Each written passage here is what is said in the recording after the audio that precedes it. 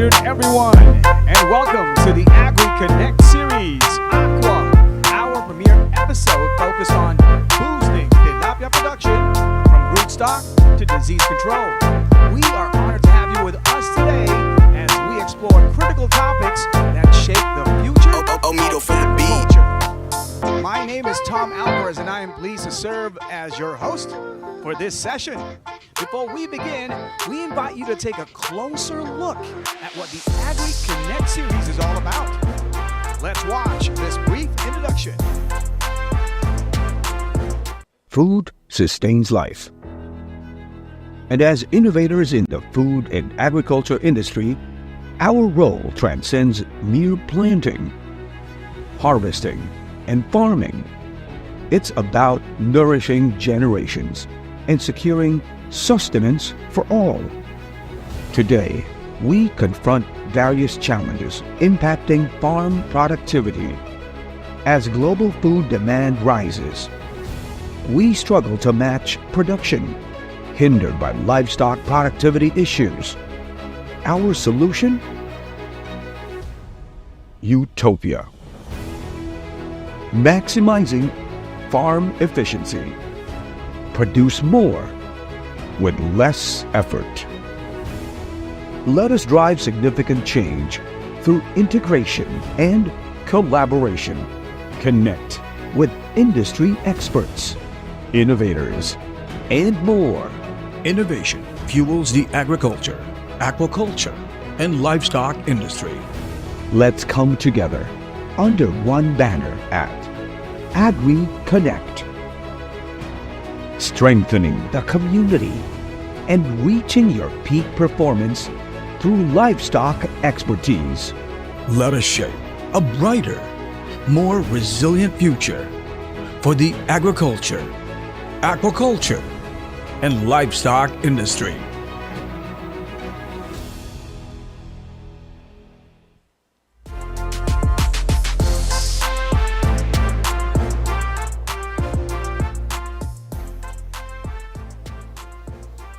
Utopia is our vision for optimizing aquaculture, where we focus on improving farm efficiency and sustainability. Aboitiz Foods, through our Pelmico and Gold Coin brands, play a key role in this, offering precise nutrition programs, enhanced immunity solutions, and a focus on the health of young aquatic species. These tools help commercial farms enhance production efficiency and support the goal of feeding a growing Asia. By launching this series, we show our commitment to fostering progress in aquaculture through integration and collaboration. Today, we begin connecting with industry experts, innovators, and others to work together toward this shared vision. But first things first, this webinar is an exclusive event and may include confidential and proprietary information belonging to Pelmico, Gold Coin, and the respective industry experts. Please refrain from disclosing, disseminating, or otherwise making available any confidential information to individuals outside of the seminar.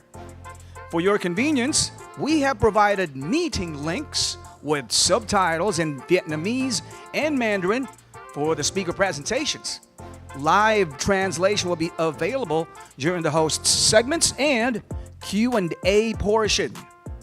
You can visit info.aboitizfoods.com/agriconnect, scroll to the footer, and find a select language section to access your preferred language. To ensure everything runs smoothly, join in using the provided link and keep it private. Confirm a strong internet connection, device compatibility, and updated software. Test your audio and video, mute when not speaking, and keep your camera on if possible to stay engaged. If you have any questions or concerns during the webinar, please feel free to use the chat box on your preferred meeting link, and our team will be monitoring the chat and addressing your queries.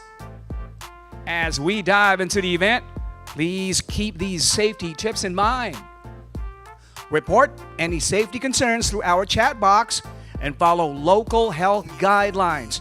Make sure you know where the nearest fire exits are. Inform us of any accessibility needs and listen to your staff for directions on crowd movement. Avoid crowded areas. Stay hydrated, take regular breaks, and keep fire exits and equipment unobstructed. Now that we've covered the technical reminders and safety protocols, let's dive into our aquaculture event. To officially commence today's program, it is my distinct pleasure to introduce our opening remarks speaker, Mr. Eric Nojak, Business CEO of Agribusiness Aboitiz Foods. Let us all extend our attention as we welcome Mr. Eric to formally open today's session.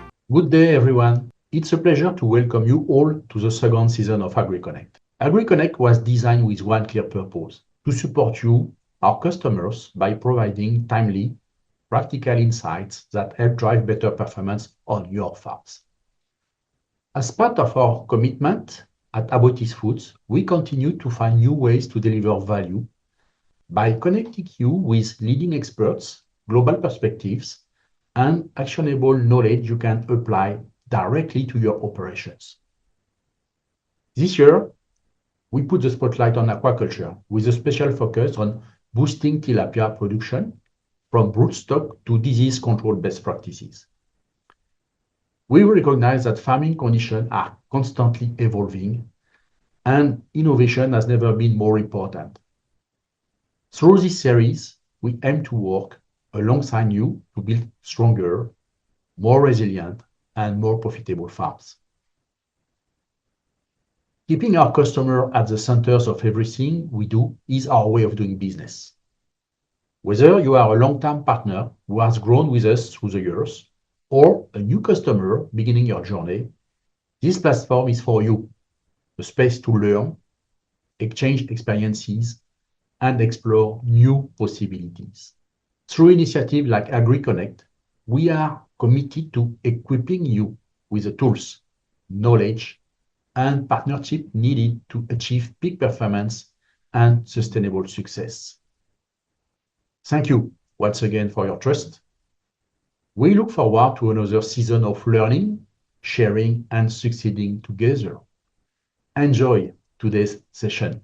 Thank you very much, Mr. Eric, for setting the tone and reminding us of the importance of collaboration, learning, and customer partnership. And now we are pleased to introduce our distinguished speakers who will be leading today's learning session. First, we have Mr. Sheng Lee, Managing Partner at AquaFarms Advisors LLP, Singapore. He will be sharing his insights on effective disease management and biosecurity best practices in tilapia farming. Joining him is Dr. Rajesh Joshi, Senior Researcher at Genomar Genetics Group, Norway. He will present on Genomar tilapia, driving farm profitability with disease-resistant, high-performance fingerlings. And finally, Dr. Wen Surachitpong, Associate Professor at Kazakhstan University in Thailand, who will be discussing ultrasonography application to achieve premier breeding performance of tilapia breeders.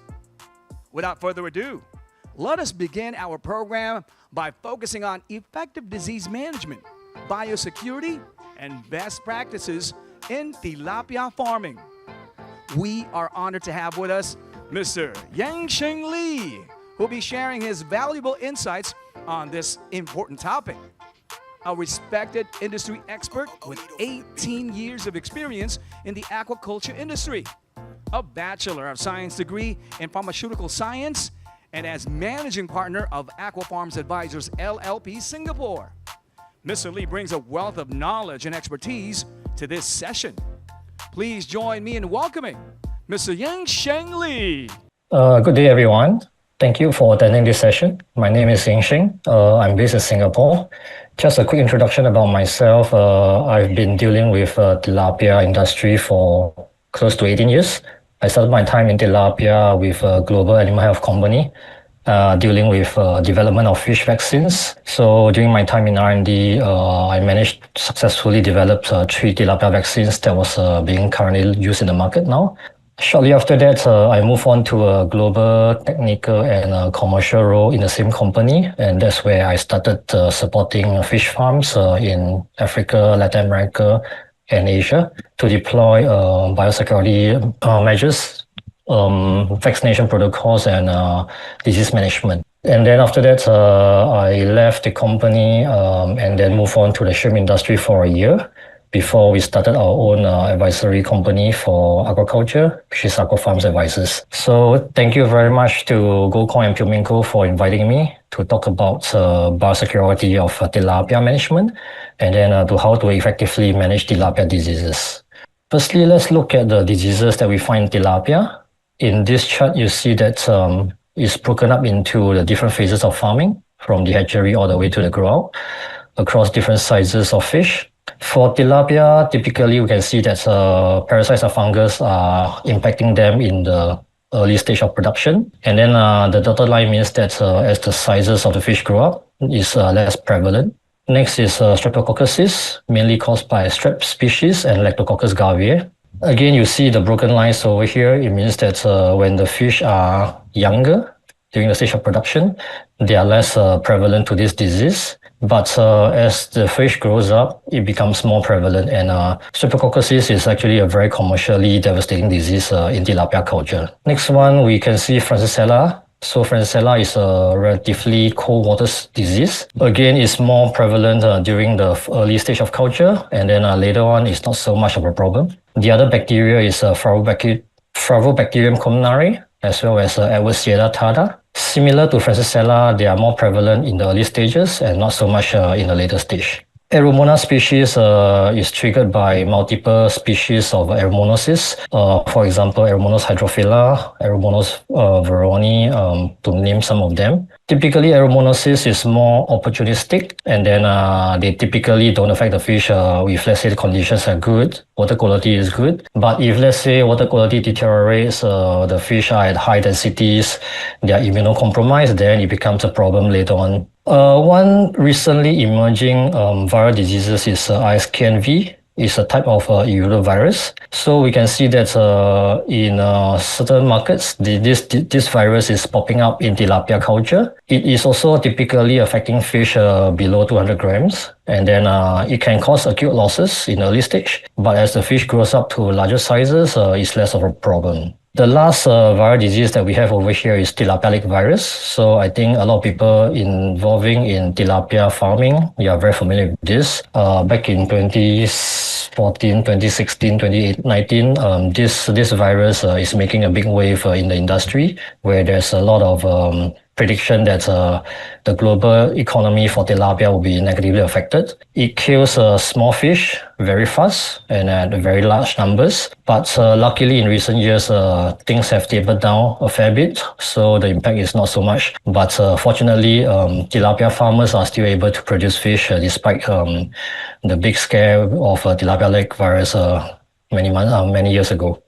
Let's quickly go through some of the tilapia diseases with their clinical signs. So for common tilapia parasites that we see in the industry, the more common one are ciliates caused by itch and trichodina. And these are some of the pictures that you can see over here. For itch, right, you can actually visibly see with your naked eye the white spots on the fish body or on the fins and tails. Whereas for trichodina, you have to view this under the microscope when you do a skin scrape or a gill clip. And then you can see all these circular wheel-like microorganisms under the microscope. Next is the more common one is monogenes, which are gyrodactylus and dactylogyrids. So this again, they are worm parasites that you can see them actually on the skin, the tail, the fins, as well as the gills. So when you get parasitic infestation in fish, here are some common recommendations. You either do a saltwater bath or formalin bath or potassium permanganate, as well as hydrogen peroxide. So these are just some recommendations that you can implement to treat the fish if you are seeing high level of parasitic infestation. Next one is fungal diseases. So the more commonly seen fungal disease in tilapia farming is this mold called saprolinea. So you can see on the pictures over here, the fish actually gets all these cotton wool-like lesions on the body. There is no effective known treatment for saprophyllina. Previously, people are using malachite green, but this is a bad chemical, is banned in the industry, so we should not use this anymore. But apart from that, there are farmers who are also using formalin, aquaFarms dips to try to mitigate the damage. So varying levels of success. But ultimately, this disease is triggered by rough handling when you're transferring or stocking fish from point A to point B. Then you trigger some surface injury, and that led the fungus to infect the fish. So the best way is actually to be gentle when you're doing grading, you're doing fish transfer, and that will actually minimize the impact of the fungal disease of tilapia. Next, let's cover a little bit about bacterial diseases, which are mainly the problem that we see in tilapia farming. The first one is streptococcosis. It's caused by predominantly Strep A galactiae and Strep einae. To some extent, Lactococcus garviae can be found in certain markets that are causing this disease as well. So if you do a gram stain of this bacteria, they are gram-positive cocci. And then in the fish, you can see this typical clinical sign where they are pop eyes, or they are having a curved spine, whereby they are spinning during their swimming. So Streptococcus actually is a neurological disease, and that's why it creates all these clinical signs that you can see.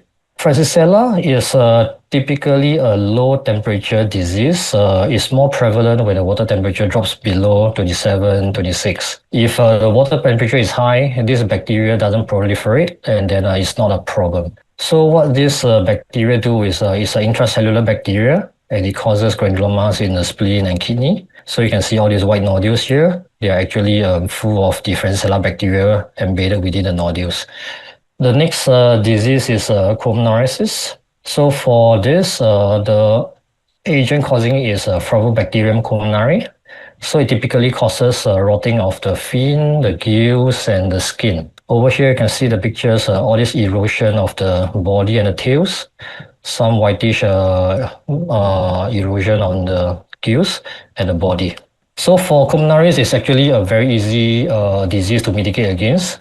Just by increasing a little bit of salinity, up to 3 or 5 ppt of salt, then you will actually keep this bacteria at bay because they don't like the salt. So in freshwater systems, if you are able to increase salt content, then you will be able to prevent against this disease.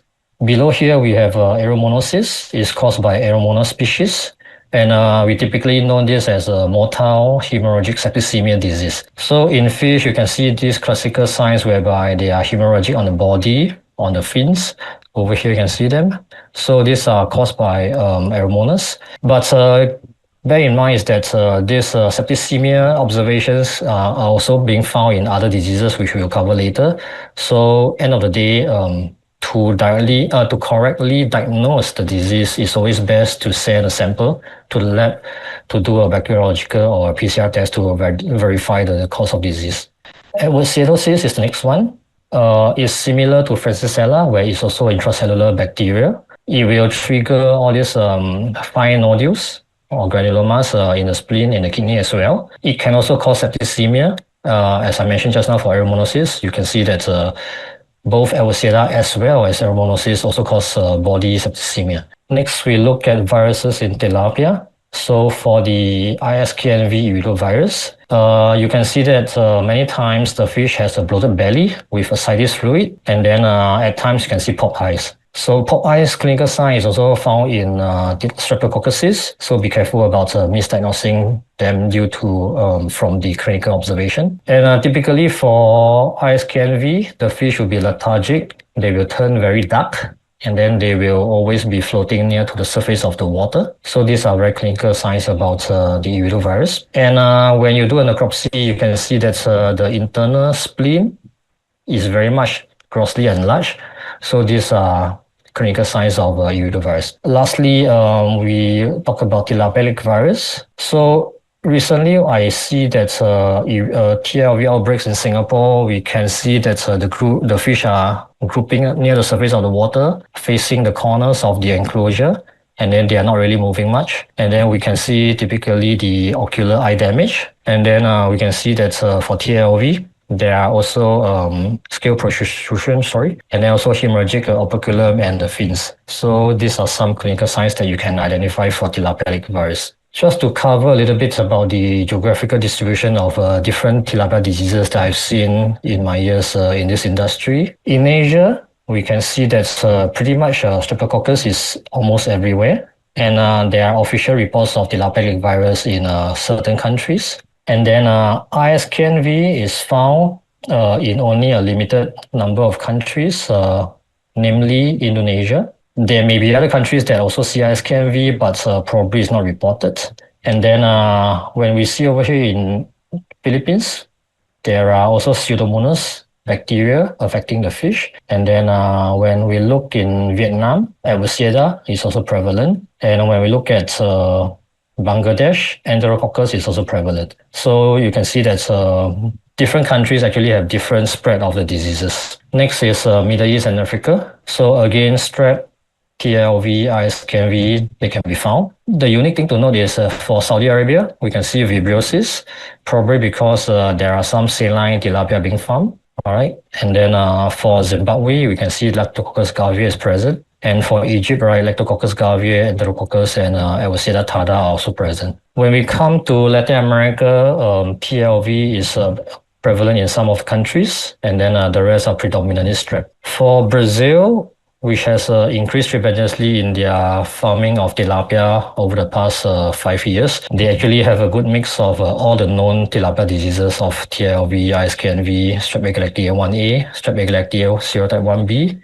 serotype 3, Streptococcus ine, Francisella, and Absceda tarda. So it's challenging in Brazil. But a good thing about the Brazil market is that vaccination has been widely implemented, and so the farmers are able to mitigate against this risk and are very successful in the farming procedures. So let's talk about biosecurity risk management, which is very important for tilapia farming. I will not go too much in depth, but just cover some very high-level measures that we can apply at the farm. The first one is basically water management. So water is definitely the primary disease access point for pathogens. We need to consider the water source. Does it come from groundwater, surface water? It comes from the lakes or from the river.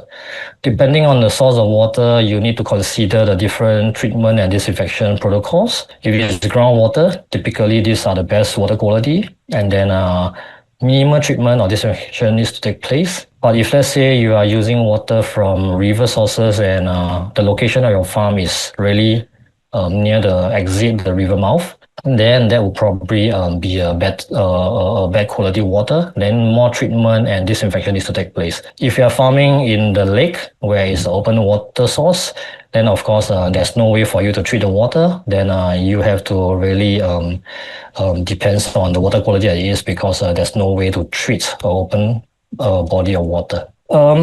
Depending on the size of the pond, the tanks, or your net cage, you need to understand the stocking density versus the carrying capacity of your enclosure. Do not overstock your fish, because that would trigger bad water quality very fast, and then that would actually foul the water. Even if you are farming in open systems like this, in open net cage, although there is a big volume of water, but if let's say there is a fouling of the nets, that would actually lock in the water quantity, and then it will also trigger water quality issues. So for farming in open lakes, there need to be periodical washing of the nets, or even changing of the nets so that you don't impede the water exchange due to biofouling of the nets. We also do not want to overfeed the fish, because if you're overfeeding them, excess feed settles down in the bottom, they get decomposition, and then that would also trigger water fouling. So depending on the farming systems that you are using, you need to consider the water exchange, and you need to consider if there are sufficient nitrification and denitrification cycle, so that you are actually able to manage the ammonia, nitrite levels. So we have to keep in mind that high organic concentration in the water will definitely be a predisposing factor that triggers primarily parasitic outbreaks as well as bacterial outbreaks. So we will always want to try to maintain the water quality with oxygen levels above 4 ppm, and then ammonia, which is the ionosed form, which is the more toxic one, to be less than 0.5 ppm, and then nitrite with the I, NO2, is the very toxic form. It's best to keep them always at 0 ppm. And for nitrate, which is less toxic, it's also ideal to maintain them below 40. Any higher of nitrate levels, it do not kill the fish, but it will trigger stress. It will cause the fish to lose their appetite, and then it will impede on performance of the fish. Next, quickly, is about broodstock management. It's always ideal to buy fish from a supplier who has undergone genetic selection for tilapia against resistance and growth. So in this way, you can be sure that the fish that you procure, they're actually of a better breed and of a better performance. And then for hatchery operations that is managing their broodstock well, they will typically tag their fish and then avoid inbreeding, because if you are consistently having your new generations pairing and mating with your parents, that will trigger inbreeding a long time, and then that will cause the future fish generation to have a performance declination. One important thing to note is for tilapia broodstock, they can be asymptomatic against diseases because they are big, they are healthy, they are strong. So you don't see them showing any signs of disease, but they may be carriers. So the risk over here is that there are known reports that diseases such as IS canary virus, streptococcus, and even tilapia virus have been reported to be able to be transmitted by the parent broodstocks through the eggs into the fries and larvae. So this is a disease risk for transmission. And then it's always best that if there are vaccines available, try to protect your broodstock population against these diseases by implementing vaccination. In that way, you will know that your broodstock fish, they won't be carriers, because there is active immunity that can overcome the disease infection, and that will prevent the transmission to the eggs and fries later on. Regarding hatchery management, in the industry, there are predominantly two categories. One is the traditional mouth brooding hatcheries, and the other one is hatcheries where implement artificial incubation. So what are the differences? That for the traditional mouth brooding hatcheries, they typically operate in open ponds and tanks. And then the results actually is highly dependent on the environmental and water quality. So in this system, right, the female broodstock, they will hold the eggs in their mouth. They will gargle them so that they incubate them. And then they will allow the eggs to develop naturally into the egg yolk sac, and then eventually until the fry finish consuming the nutrients in the yolk sac, and then they swim out of their mouth to look for their own feed. So during this process, right, the female will hold the eggs in their mouth for up to 14 days. And during this period, the fish will not be feeding. So this is actually a pretty stressful event for the female broodstock, is because they are under starvation mode for up to a good 2 weeks. So between the 3rd to 14 days, right, the fish will develop and then they will release out from the mouth. So the disadvantage of this process is that there is a wide distribution of fry formation, is because due to the uneven distribution of the development of the eggs. So for this traditional process is typically survival of the fetus, because the hatching rate, the survival rate, and plus cannibalism of the fries, they all take place. And then, you typically do not have a very high harvest numbers from this protocol. And because these fish are being exposed to the open systems, there will always be risk of diseases. And for the young fish, the larvae and the swim-ups, they are immunologically incompetent. They will be very highly susceptible to diseases. So when we talk about the traditional mouth brooding hatcheries, typically we do not see any percent of yield higher than 70%, but typically ranging between 50 to 70%. If we talk about the artificial incubation hatcheries, they are using all these external incubation jar systems, whereby they control the temperature of the water, they control the water quality, they perform disinfection of the water before introducing to the jars. So these are under very good control environment. What they want to do is they want predictability in the operations, and then they want minimal disease exposure risk to infect and kill the young population. They also can carry out egg disinfection to clean off the eggs, to prevent any disease introduction into the systems. So because of the highly controlled environmental parameters, they are able to control the hatching rates of most part of the eggs within a window of 2 to 3 days. And if let's say most of the eggs are being developed within a short cycle of 2 to 3 days, then there's more uniformity in terms of the fries and fingerlings that you can grow from this kind of systems. Regarding broodstocks and the fries and larvae, next we want to talk about all-male stock. So in tilapia farming, we all know that if we stock all-male population into the grow-out, we can see more size uniformity, we can see better performance.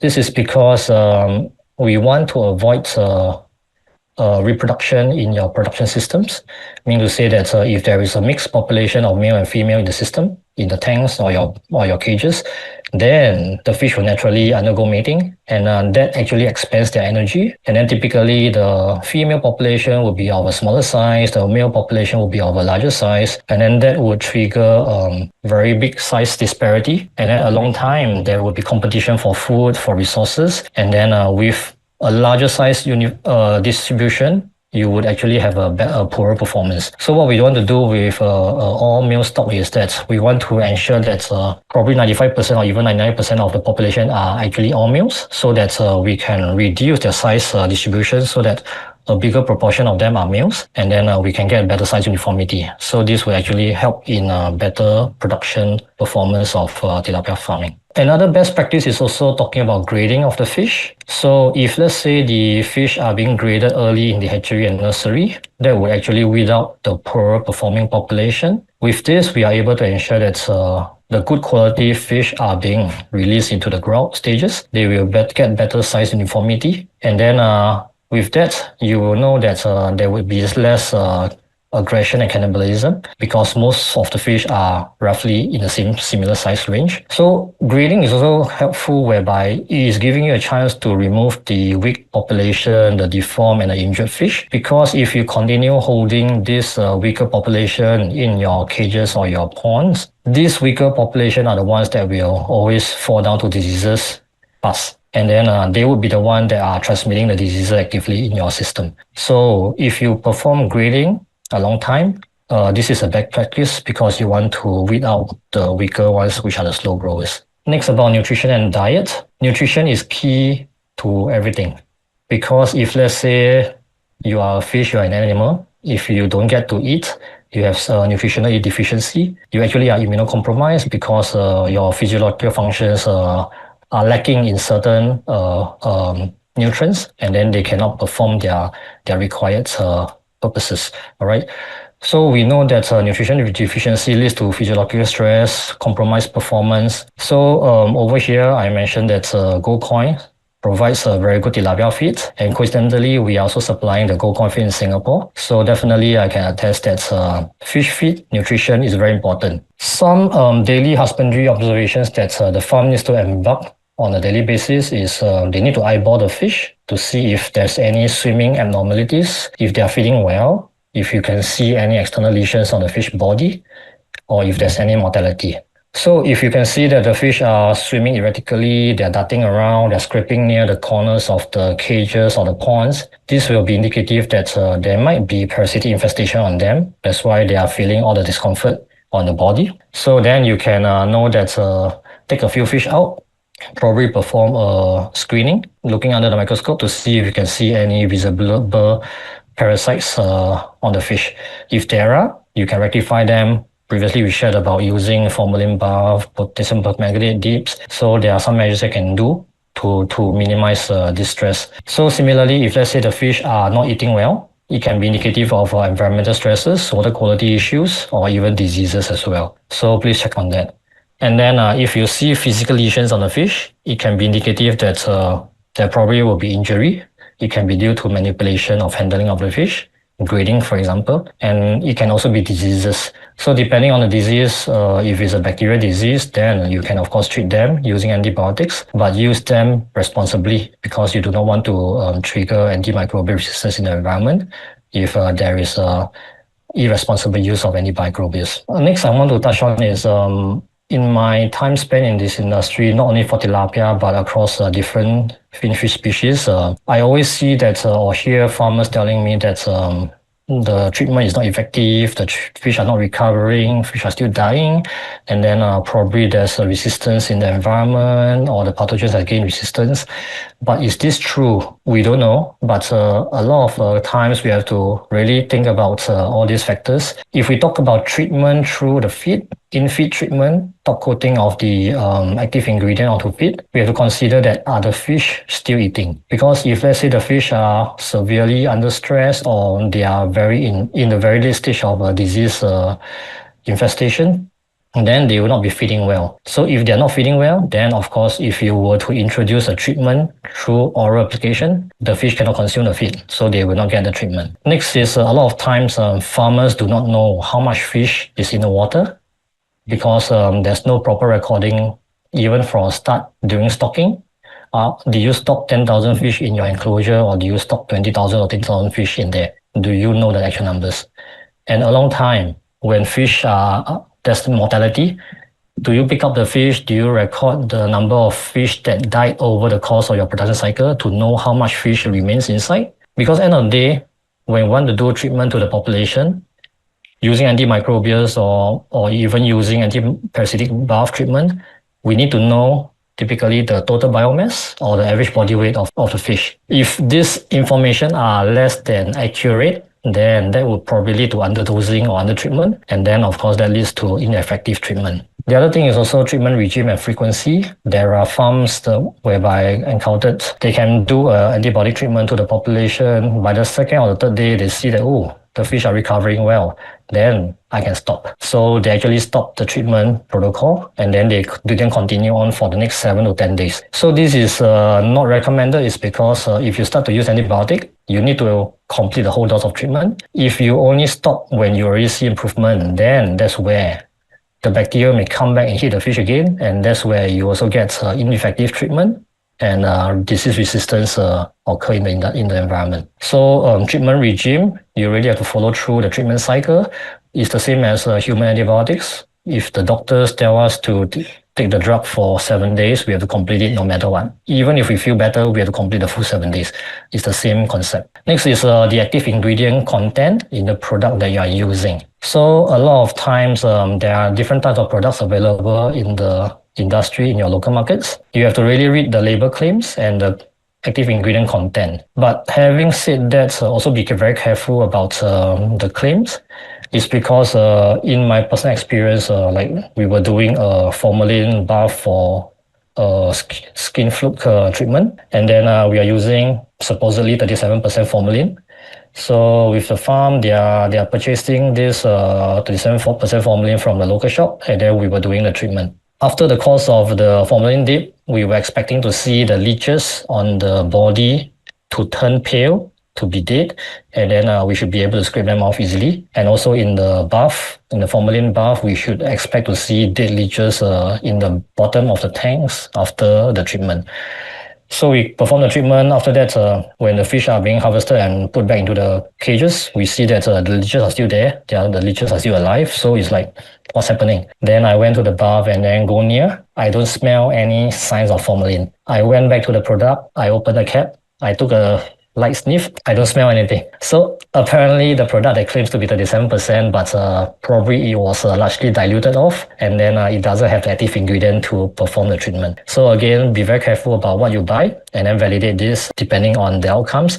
It may not be that it's not happening or the treatment is not effective, but it's just that the product is inferior and it doesn't allow you to achieve what you want to do. And how you prepare the medication feeds, in the latest slide, I will talk a little bit more about that. And then also importantly is we need to conduct an antibiogram to test for resistance of the bacteria against the drug that we are trying to use. All right, so these are all very important due diligence that you need to perform. Over here are some pitfalls of feed preparation. So at farms, we see commonly farmers are using the dry mixing method. So you're actually transferring the antibiotics into the dry feed pellet, you mix them around. Over here, you can see that typically, due to gravitational settling, the feed powder will settle to the bottom.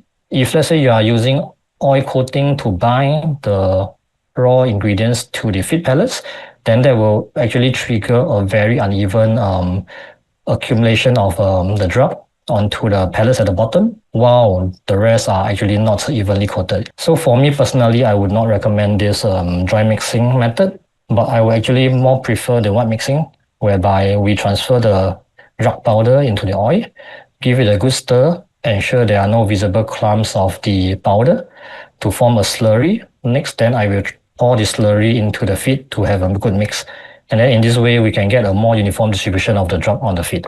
So I would personally recommend the wet mixing method over the dry mixing method. And then another pitfall is how you actually treat the fish. So if let's say we look on the right corner, using this scenario, we need to use 192 grams of antibiotics. And then to give a 3% feeding rate, we need to give 72 kilograms of feed per day. So which means that we actually need to prepare 72 kilograms of feed every single day for the next 7 or 10 days to treat the fish population. So what some farms would do is that to prepare feed coating on 72 kilos of feed is quite a fair bit of feed volume. So they may want to take a shortcut whereby they only prepare 20 kilograms of the medicated feed, and they mix this into the balanced 52 kilograms of clean feed. And then they give it a good mix around. So if you can see over here in the diagram, it's actually very efficient distribution of the medicated pellets among the entire population. Imagine if you were to feed them to fish, then not all fish will actually get the medication and not all fish will get the treatment. Some farms also try to practice this two-step feeding protocol, whereby in a similar scenario, they feed the first 20 kilograms of medication feed. To them, they feel that if this is a concern, then let me just feed all the medicated feed to the population first. But what they probably overlook is that in a fish population, there will be the aggressive population, there will be the main body, and there will be the weaker ones. So when you transfer the whole bulk of medicated feed into the population, then the aggressive ones will probably consume most of the feed, and then the main body will then take some of the medicated feed, while the weaker ones will almost have no chance to take the medication. Next, then you top up with the naive feed, the clean feed, which is the balance of 52 kilo. Now, when you try to feed them, the big fish has already eaten all the medication feed, they will go down and go away. Then next is then the main body and the weaker fish that then comes out to eat. So if you use this kind of protocol to treat your population, of course, you don't get effective treatment because you are not ensuring that 100% of population actually receive the proper treatment. So try not to do this. If you need to do all this in-feed treatment, you have to prepare 100% of your feed, and then you have to give 100% of the medicated feed to your entire population over the course of the next 7 to 10 days. It's also very important to remove any sick or dead fish out from your enclosure, because tilapia are known to be cannibalistic. Any dead fish, they will bite, especially at the abdomen area, and then they will consume the internal organs. The internal organs are the ones that are actually very high concentration of bacteria and viruses. So when they consume them, they will eat the pathogens into their system, and then they will be getting sick the next day. So try to, as good as possible, remove any sick and dead fish and remove them properly. The gold standard to dispose of the carcasses is via burning or composting. There are farms who actually bury them into the water. Not very ideal is because, bury them on the ground. Because if you bury them on the ground, then if let's say there's rainfall coming in, it might seep into the groundwater, it might seep back into the waterways. So you are actually recycling in a way the pathogens back into the water systems. So best to try to burn them or compost them. Vaccination is definitely the gold standard. Currently in the world of aquaculture, only the salmon industry is almost 100% using vaccines to prevent against diseases. So we need to see more of this being implemented in tilapia. There are commercial vaccines available by different suppliers. There may also be autogenous vaccines available for tilapia fish. So what we want to do is it's definitely better to protect fish against diseases rather than treatment. Because if we talk about antimicrobial treatment, it's a function of biomass in terms of the dosage to use. When the fish grows in size, when they go to 500 grams, 800 grams, then the amount of drug to be used is actually at a higher quantity. So that would actually incur higher costs. So always try to implement vaccination as the best practice to prevent diseases, so that it's more cost efficient. And if let's say the industry starts to embrace vaccination, there will be better herd immunity. And then herd immunity will actually cause disease pressure to reduce over time in the environment, and that will actually improve the productivity of tilapia farming. The last few slides is I just want to touch on seasonal effects of tilapia diseases. So we saw in the previous slides about the different tilapia diseases, but one thing to take note of is during summertime, when water temperature is higher, streptococcus is definitely more prevalent, and it will cause more damage to your farms. We also know that Aeromonas, Avicida, and Ferrobacterium are always present during the warmer waters between 26 to 34 degrees. And tilapia virus will also hit the fish when the waters are warmer. In countries or markets whereby they encounter seasonalities in terms of winter season, we can see that these markets will be predisposed to Francisella infection. ISKMV is also now prevalent in LATAM, especially during the winter season. So in LATAM countries like Mexico, Honduras, Brazil, they actually see ISKMV outbreaks for up to 4 to 5 months per year due to this drop in water temperature. And the fungal infection subprolinea occurs when temperatures decline below 26. For some reason, if the water temperature is higher than 26, the fungal infection does not take place. One interesting thing to share is that despite seasonalities, but Indonesia, which is a tropical country, do not have a winter season. But in Lake Toba, it's because it's high altitude at 900 meters above sea level, where the water temperature is always 24 to 28 degrees C all year round. So unfortunately for tilapia farmers in Lake Toba, they always see Francisella, ISKMV, streptococcus all year round. Yeah, so this is a very challenging condition for Lake Toba. So to summarize, it is important to implement basic water quality management because the water is a source of disease transmission because we are farming fish, which are aquatic species. We also need to implement basic biosecurity protocols into your husbandry processes because all these steps will actually ensure that the fish are healthier, they are stronger, and you can mitigate against diseases. Then we also want to take care of the broodstock because this will actually give you good quality juveniles to start the farming cycle. Some broodstock management can be genetic selection, introducing an all-male population, performing grading, and giving them the best nutrition that you can, because all this will collectively improve the tilapia performance. On a daily basis, it's also very important to observe the fish behavior so that you can identify the problems, implement the correct measures to mitigate against this, and to limit your losses. So lastly, again, it's a gold standard to implement vaccination. In the world of tilapia farming now, apart from Brazil, the other markets, the adoption rate of tilapia vaccination is actually very, very low.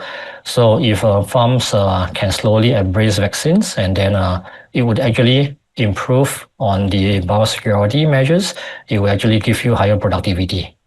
With this, I've come to the end of the presentation. Thank you everyone for your attention. Thank you so much. Thank you very much, Mr. Lee. Our floor is open for your questions. Please submit your questions through the chat function. Yes, you may submit your questions through the chat function right now. Hello, Mr. Lee. Now, question, sir, how often should we do the grading? How is the grading process implemented to minimize stress and mortality? If you're talking about the frequency of grading, I would suggest that the first grading typically should start in the hatchery. If there is a process of sex reversal being implemented, I would say that once you complete the hormone treatment for sex reversal, that would be your first grading to weed out the weaker populations. Do not keep the weak ones because those will be the bad performing ones. Then once the fish grows to probably 2-inch or 3-inch, I would say that that would be a good time to do a second round of grading before you then stock them into your grow ponds or cages. As to how to minimize the stress of grading, it's always good that you perform grading during the early morning. Water temperature is lower because when the temperature is hot in the sunny afternoon, then it's quite stressful for the fish when you move them around. So best practice is always to do grading in the early morning when the water temperature, the environment temperature is cooler. Also, before you handle the fish, one day before, you need to actually stop feeding for at least 24 hours because you don't want the fish to be fed one day prior, whereby right? They would be probably still have food in their gut systems under digestion, so that will also trigger more stress. And then the next thing that I would suggest is the graders that you are using to grade the fish by size. Commercially, there are bar graders, there are handheld fabricated graders from Thailand that are very good, where it's like a bowl with very smooth circular holes. So important to note is to minimize damage or injury to the fish during grading process. The grader bowls or the grader device that you use, they must be smooth so that when the fish pass through the pores or the holes, they don't actually get the injury, and then they will minimize stress and losses during the process. So this would be some of my suggestions for grading. Okay, we got another question over here. For tilapia culture, considering common diseases, which types of vaccines are recommended to significantly reduce mortality? Okay, this is a very interesting question. If you were to ask me, I would say that you need to vaccinate against all known diseases out there, because every single disease, every single pathogen will wipe out your crop. But unfortunately, matter of fact is at this moment for tilapia, not all the different pathogens there is an effective vaccine available or commercially available in the market. So the rule of thumb would be whatever is available, be it a commercial vaccines, be it the autonomous vaccines, whatever that is available that can help you minimize losses, I would say that try it. Of course, there's no guarantee that it would work because it depends on the supplier of the product. So end of the day, it's also a due diligence by the farmers to really try it. Do not fear against trying new things, because without trying, we will always be status quo or we would be going back. But if let's say somebody is offering a new solution, I would say be the first one to sign up to try it, and then if it works, you can turn things around. So what's there to lose, right? So I would say that whatever solution is available on the market, it would be best to try it and then try to protect against the diseases. And Mr. Lee, follow up to the vaccines. Regarding the vaccines, how do farmers use it, and what brands are available in Southeast Asia and the Philippines in general? At least based on my knowledge, we are talking about Philippines. Unfortunately, there is no global animal health companies who has registered their products in Philippines. I'm not sure if locally in Philippines would there be autogenous vaccines being developed by the institutes or universities. I'm sorry, because I'm truly not very familiar with the autogenous market in Philippines. But outside of Philippines, within Southeast Asia, the global companies like MSD Animal Health, which was my company, there are vaccines for tilapia being registered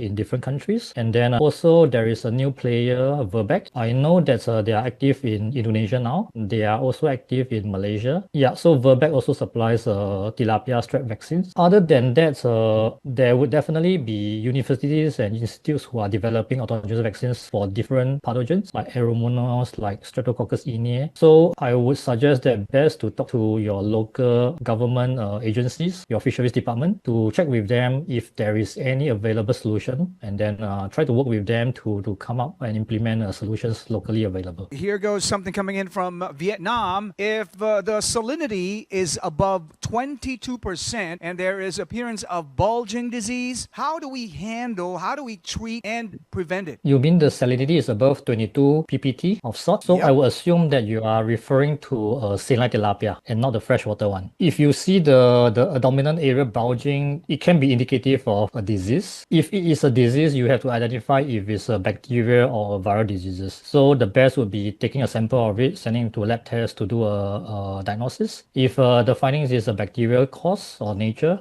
then probably you can implement a dose of antibiotics to treat the fish. But if it's a viral nature, then unfortunately there won't be any solution against that. The best thing would be to quickly remove fish exhibiting the clinical signs of the bulging belly, and then properly dispose them as fast as possible, because you want to limit the spread of the sick fish to the other healthy population. So any fish that is that you see that you can remove as fast as possible, it's advisable to remove them. And then I think that's the only way that you can do about it. But once you find out the cause of the disease through a lab test, then you know the nature of it. Again, back to vaccines. If there are vaccine solutions available, then potentially not for this crop, but probably for the next stocking, you may want to consider implementing a vaccination program to avoid you facing this same problem again in future. There's another question coming off Vietnam as well. At salinity of 3 to 5 ppt, how much biomass of tilapia per M3 is suitable and has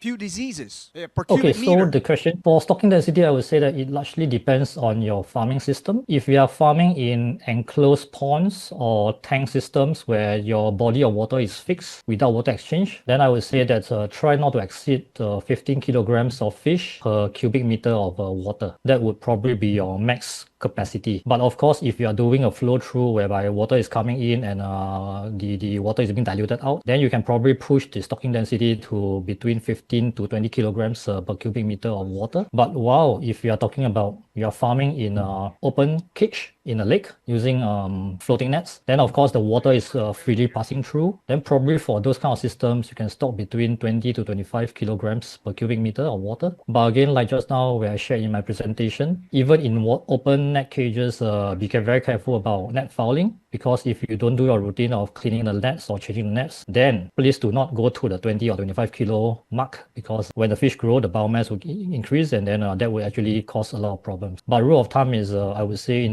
for enclosed water body, between 10 to 15 kilograms is a very safe level, and then for open net cages, you can push all the way to 20 to 25. According to the farming stage, from 0.1 gram to 1 kilogram, at which stages are fish most susceptible to diseases? And what are those diseases? The diagnosis, the treatment, and prevention solutions for it. Okay, if you remember the very first slide where I shared the graph of the different diseases, when I talked about from 0.1, which is in the hatchery, the early swim-ups, the diseases that are prevalent, let's start off with, I won't talk about the parasites because that you would already know about treatment protocols, but I will talk about the bacteria and the viruses. So in terms of a virus that can wipe out the fish in the very early stage, I would say from 0.1 all the way to 100 to 150 grams, you will be potentially facing the viral diseases of ISKNV, which is the infectious spleen and kidney necrosis virus. You may face tilapia lake virus. If you are hit by this type of viral diseases, unfortunately, the losses can be huge. They can be up to 50% minimum and as high as 90 or total wipeout. So viral diseases in young populations are very sensitive. Apart from the viral diseases, you will also be susceptible to Francisella, because Franciscellosis, the ones under cooler water temperatures that cause the white granulomas and nodules, this would potentially take away 20% of your population. For Franciscellosis, it's an intracellular disease that is manifesting itself in the fish very slowly. There can be antibiotics to treat it, but typically when you see the fish getting sick, it's too late because the pathogen has already manifest itself in the fish. So antibiotic treatment is actually not recommended because it's already too late to save them. Unfortunately, it is what it is. So again, vaccines would be best to prevent against these three diseases I just mentioned in the early stage: Francisella, iridovirus, tilapia lake virus. When the fish grows from, let's say, 20 grams all the way to 1 kilo or even 1.2, 1.5 kilograms, then this actually is the critical stage for Streptococcus. So predominantly in tilapia farming in Southeast Asia, we always see Streptococcus agalactiae and Streptococcus ine being the predominant strep types that are killing fish. So for the fish going to the bigger stage, of course, they will be more precious. You have already put in a lot of feed in the fish. You have put in a lot of time to culture and grow them. So if the fish starts to die, you lose all your investment in them, right? So for this, then of course, the way to prevent all these losses in the bigger size fish would be using the appropriate strep vaccines. One point to note is Streptococcus, like I mentioned, can be caused by Strep agalactiae and ine. Under Strep agalactiae, there are three predominant serotypes killing tilapia fish, which is the agalactiae serotype 1A, serotype 1B, serotype 3. Unfortunately, these three serotypes are independent. By vaccinating fish against serotype 1A, you do not get cross protection against 1B or 3. So meaning to say that depending on the disease that you encounter in your farm, you have to really identify the causative agent. You have to select the right vaccine to use it to effectively protect against your crop. So that would be the main diseases that we always see. Lastly, when the fish are in the really late stage of growth, let's say 700 grams and beyond, that's where opportunistic Aeromonas will come in. Aeromonas have very virulent strains in the environment, but most of the times they are truly opportunistic. When water quality turns bad, then they will be out to play, and then they will start to cause infection and stress in fish. So for Aeromonas, if your cage has, let's say, 10,000 fish, they are only 5 grams or 10 grams each, your biomass is low. But if, let's say, you now have 8,000 fish at 800 grams in the same cage, then your biomass escalates significantly. And when your biomass escalates, that's where your water quality deteriorates. And that's where then these Aeromonas will be opportunistically coming into play to kill or cause stress in the fish. So for Aeromonas, I know that there is no known vaccines available in the market, but then you can use antibiotics to treat them if you see skin lesions. Yeah, again, when you start to use antibiotics, do not use it as a prevention treatment. Have to be using it responsibly to prevent antimicrobial resistance in both your fish and in the environment. Okay, last two questions, sir. Here goes one of those from our participants from the Philippines.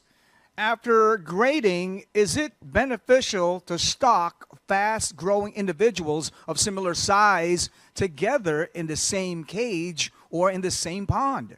The purpose of grading is truly to segregate them by size, so that after grading, you probably have 3 categories of fish, or at least 2 categories of fish. I mean, if you have 3, then you probably have the larger size one, the medium size one, and the smaller size one. If there's only 2 categories, then it's definitely just the bigger and the smaller one. So after you perform grading, do not put them back together again, because you are defeating the purpose. So once you grade them into their different size cohort, it is best to transfer them and stock them into a segregated enclosure and then continue growing them and culturing them from there on. Because when the fish population in a single enclosure, they're all in largely uniform size, there will be less aggression. When you give them feed, most of the fish will be able to compete equally to get the food that they need, and then they would be able to grow in similar terms.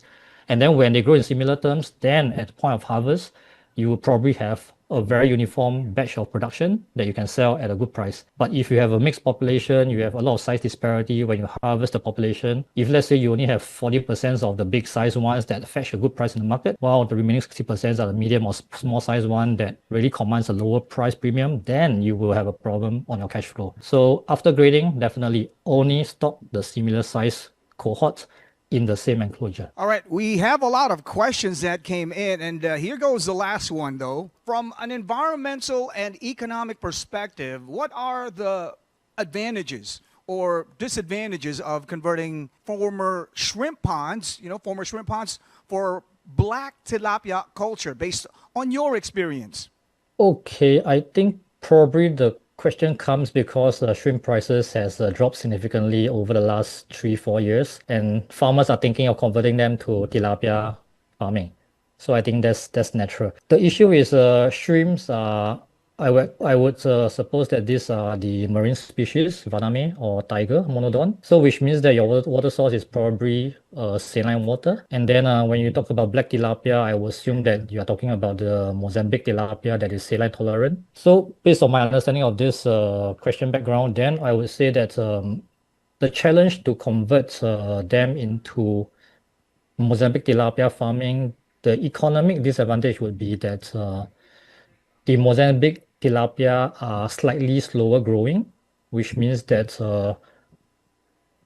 at 12 months of culture, you probably only would get a maximum of, I would say, roughly 600 grams fish to be harvested, which are relatively small size compared to the freshwater cousins of the now tilapia. So which means that after a long farming cycle, the market value of the fish, of the crop that you harvest from a Mozambique culture would be low in biomass, which means that you will command a lower value. So in that sense, I would say that this would be a economic challenge, because definitely this will not give you the returns that you were previously getting for shrimp farming. Yeah. But then, of course, the advantage would be you can do a crop rotation, meaning to say that if let's say you are farming shrimp for one cycle, then you convert them into tilapia farming for another cycle, then you are able to do this crop rotation.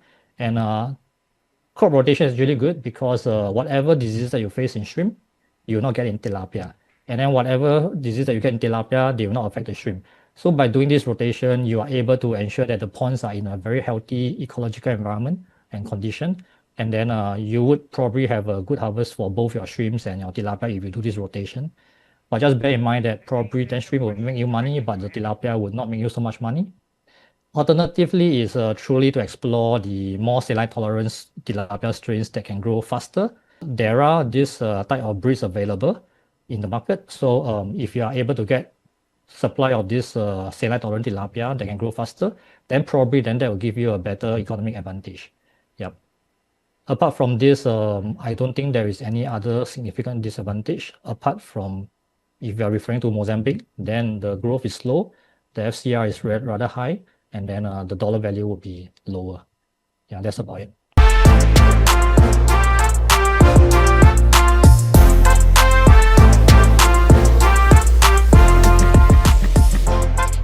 Welcome back, everyone.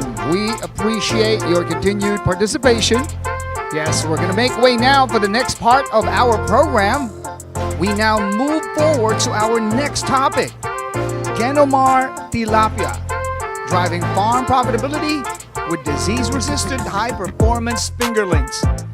To lead us through this discussion, we are pleased to welcome Dr. Rajesh Joshi, Senior Researcher at Genomar Genetics Group in Norway. Dr. Joshi brings extensive experience in product planning and the implementation of various breeding activities across Genomar's nucleus and multiplication facilities in both the Philippines and Brazil. Please join me in giving a warm welcome to Dr. Rajesh Joshi.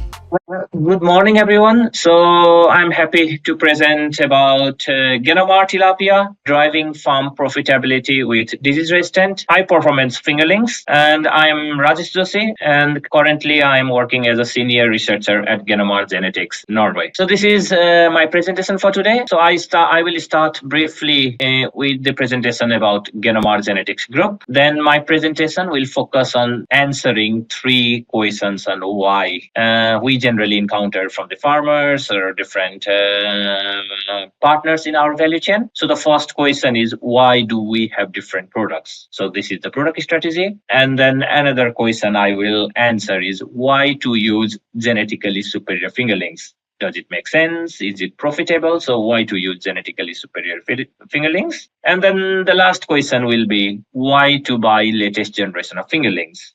And then I will conclude with few ongoing R&D projects in Genomar, and then the final conclusion slide. So let me talk about Genomar Genetics Group. I assume that everyone here present in this presentation knows about Genomar. So if you don't know about Genomar, so Genomar is an international breeding and distribution company. So what we do is aquaculture breeding and distribution. We are present in multiple countries in the world. So we have our R&D office and head office in Norway, as you can see in the slide here, I have pointed here. And then we have a breeding nucleus where we do our R&D. 2 breeding nucleus. So for the Asia, we have breeding nucleus in the Philippines, and for the Latin American market, we have breeding nucleus in the Brazil. And then we sell the commercial fingerlings directly to the farmers. So that we have hatcheries in 5 different countries. So we have hatchery in 2 places in the Philippines. We have hatchery in 2 places in Vietnam. We have one of the hatchery in Malaysia for the Asian market. Similarly, for the South African or Latin American market, we have multiple hatcheries in Brazil, and we have 1 hatcheries in Colombia. So we are present in 3 different continents. Our, as I said, head office and R&D office is in Norway, where I am located, and we have our hatcheries in 5 different countries where you can get your fingerlings from. And the commercial fingerlings. So the commercial fingerlings come through the hatcheries, but in the total value chain, we go much above those 2 labels. So if I start at the top here, so we have a breeding nucleus. So it's the population of tilapia, or Genomar population of tilapia, which is located in the biosecure environment. So we do most of our R&D in these facilities or in this group of fish. So the breeding nucleus is here, and we call it the genetic selection. So we improve the performance of our fish here every generation.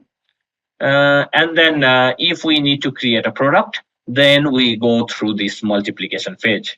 So we don't create the product from each generation. So because a generation of fish can produce the fingerlings for 2 or 3 years. So every 2 or 3 years, we create a new generation of breeders. So what happens is we select the few best great-grandparents from the breeding nucleus. Then we systematically mate them to create the grandparents. Again, these grandparents groups are systematically mated to create the breeders or the parents. And these breeders, the small breeders, are then shipped to the hatcheries. And the hatcheries grow these parents and mate them systematically to create the commercial fingerlings. So these commercial fingerlings are then sold to farmers in different forms, like fries, fingerlings, and juveniles. So theoretically speaking, so one female from our breeding nucleus or one great grandparent can produce around 6.86 billion commercial fingerlings. So that's why we call this multiplication phase.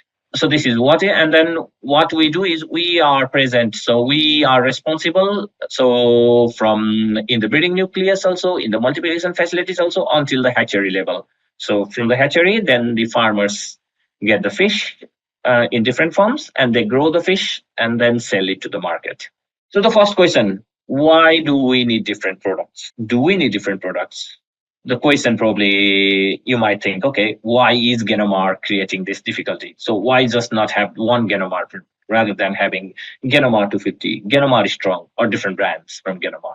So let me go through our history. So with these changes in the product portfolio over time, so if we think in terms of years, so before 2021, we only had one product, Genomar Supreme Tilapia. So the product strategy was one product. Then from 2021 onwards, so we said, okay, no, one product does not fit all the shoes.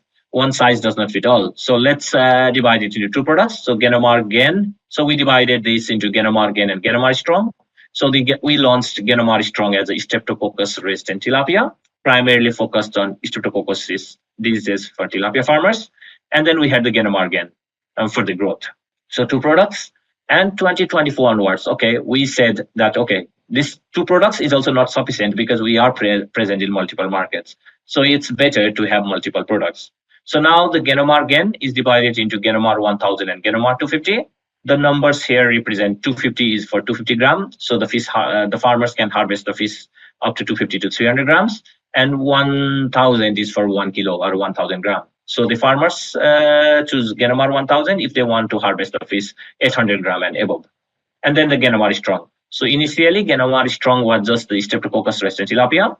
Then we included more diseases in this product. So currently, it's primarily focused for Streptococcus resistant, but also it is also resistant for a few other bacterial infections. So now we have three products. And in the future, probably, we will have 4 or more products, depending on the markets and where we go in the market. And then some basic the science behind it. So in another level, so the breeding strategy to create the product. So we have the breeding strategy. So this has also changed over time. So until 2021 and 2023, we had the balanced nucleus. That is, we used to select 50% for the growth and 50% for the survival. Since 2023, we are now into the breeding lines, like they do it in the pigs and the poultry, where we have different breeding lines, majorly focused for a particular trait that we want to get the product of. So then we went to the breeding lines, and then again, the technologies, with the advancement of technology, we have incorporated different technologies in our breeding nucleus. So previously, until generation 2021 or before 2021, we had only pedigree-based selection, but now we do the genomic selection, where we use the DNA information of the fish and implement it into the classical breeding design.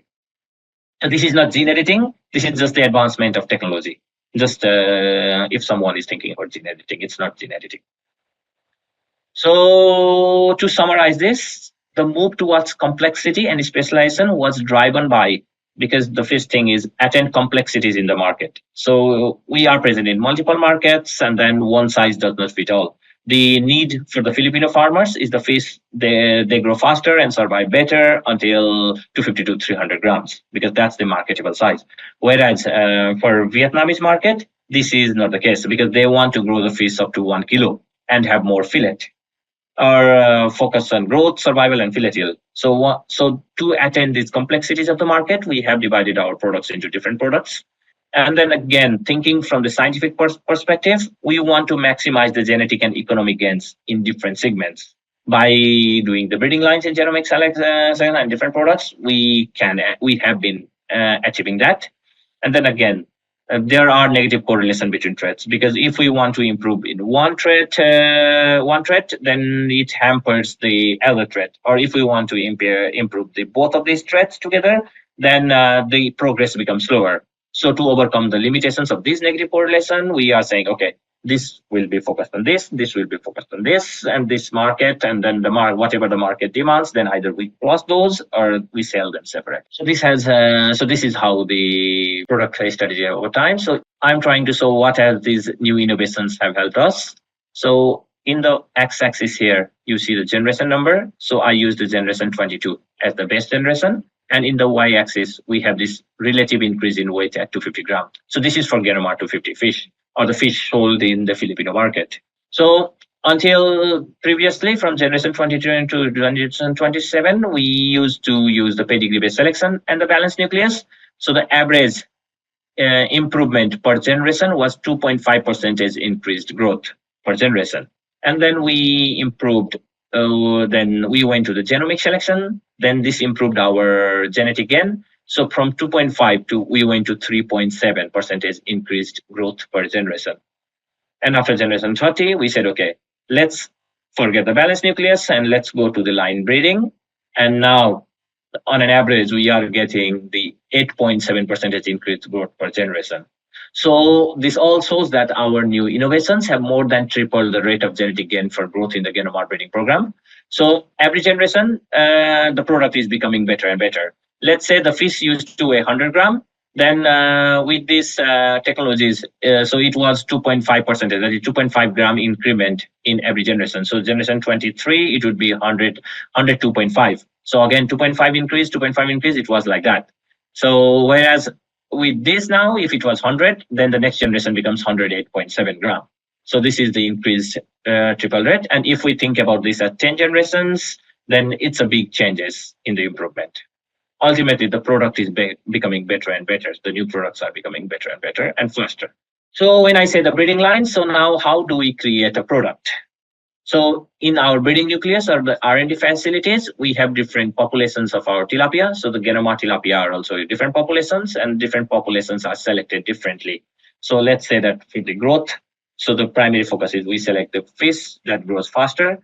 And for the survival, so primary focus is the fish that survives more. And the reproduction, let's say the C is reproduction, so it's more reproduction. When I say more, it's not 100%.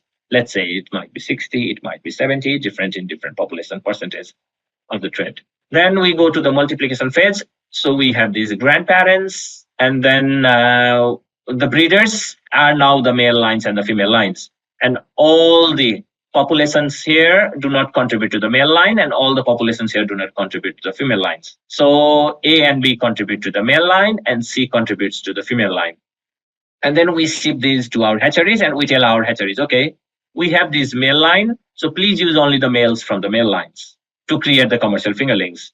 And then we have this female line, so please use only the females from these female lines to create the new generation.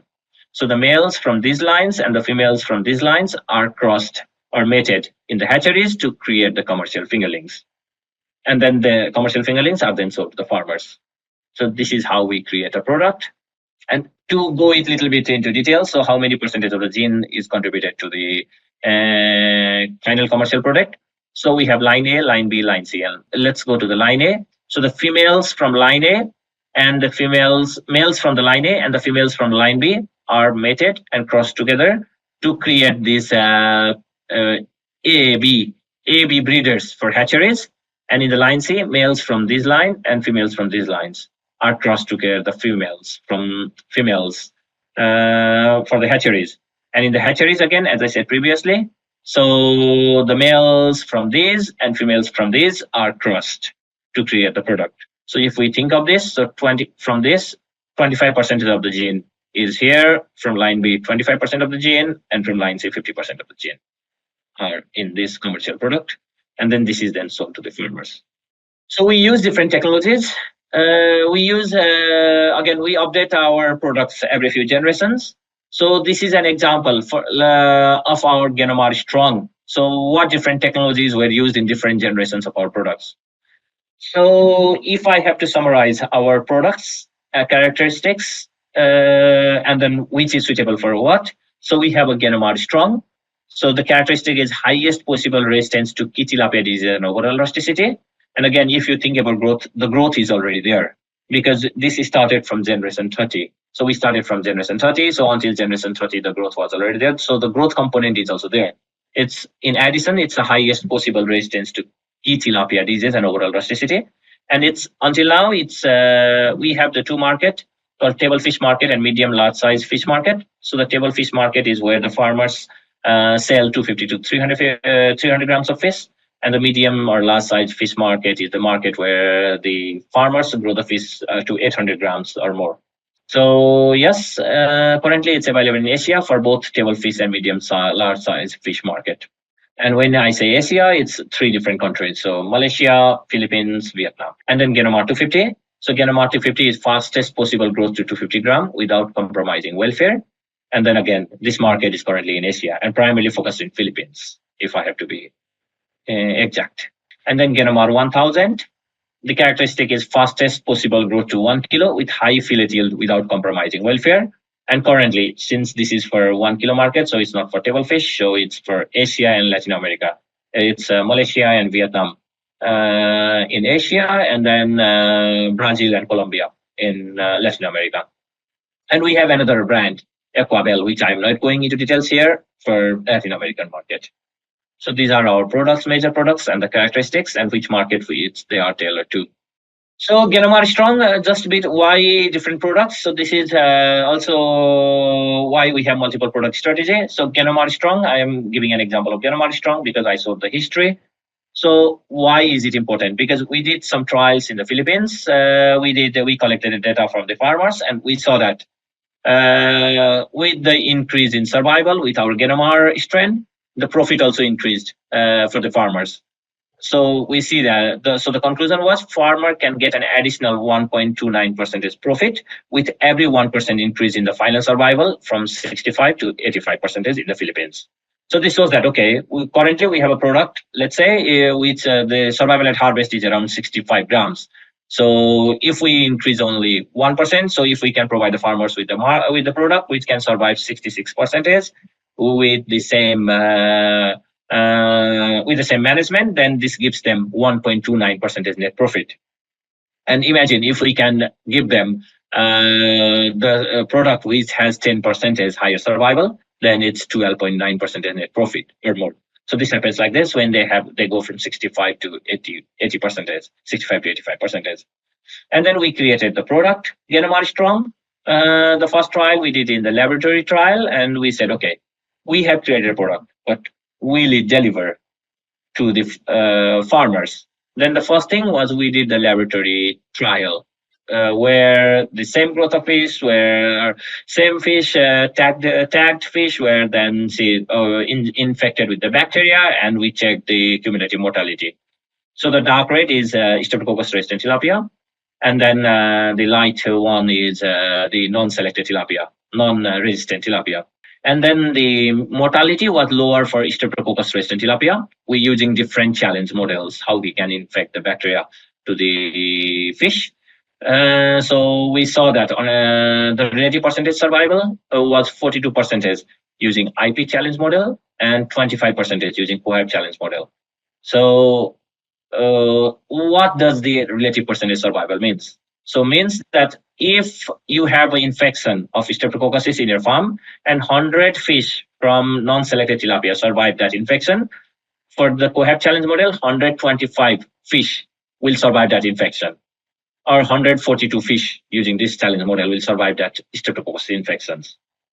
So this was based on the laboratory trial, but then the big question was, will it also be seen in the commercial farms? Because the lab and farms, they might be different. And then what we did was we did it in Malaysia, where we pit-tagged the fish when they were around 10 to 12 grams, and then we growed them together in the cages. And then the mortality was collected every day from those cages.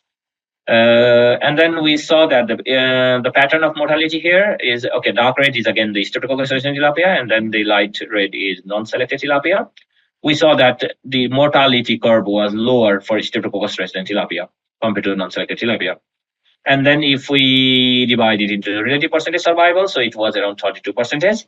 So if 100 fish from non-selected tilapia survive the infection or harvest in these conditions, then the 132 of the Streptococcus resistant tilapia will survive that infection in the same conditions.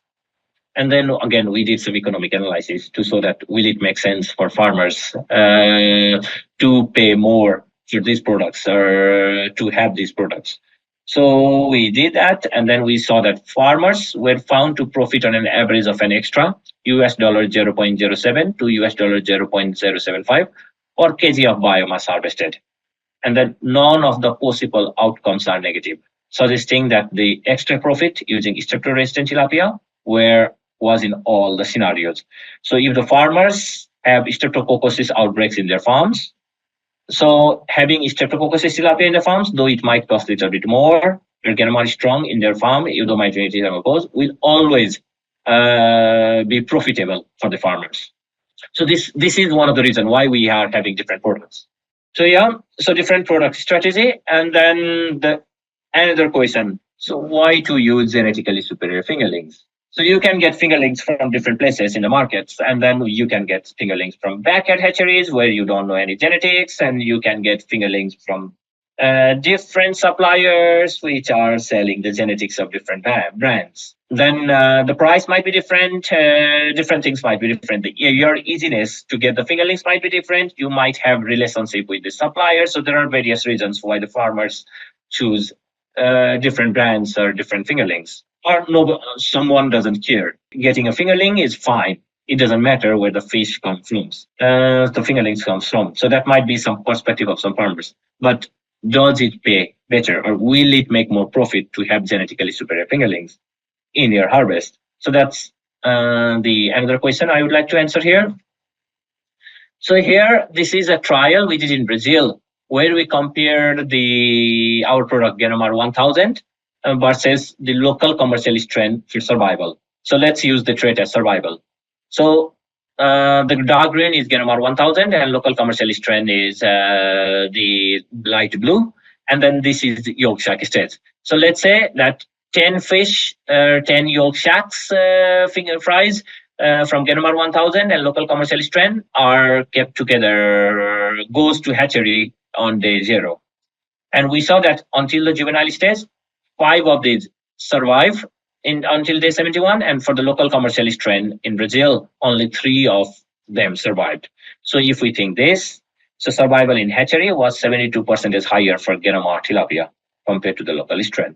And then let's go down to the further stage. So let's go up to the grow out in cages. So we have day 0 as starting at the day 0 after this phase to cages phase, and then we go into until day 140.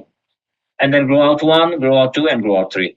So here we started with 10 yolk sacs, and we ended with 5, on an average 5 Genomar 1000 tilapia.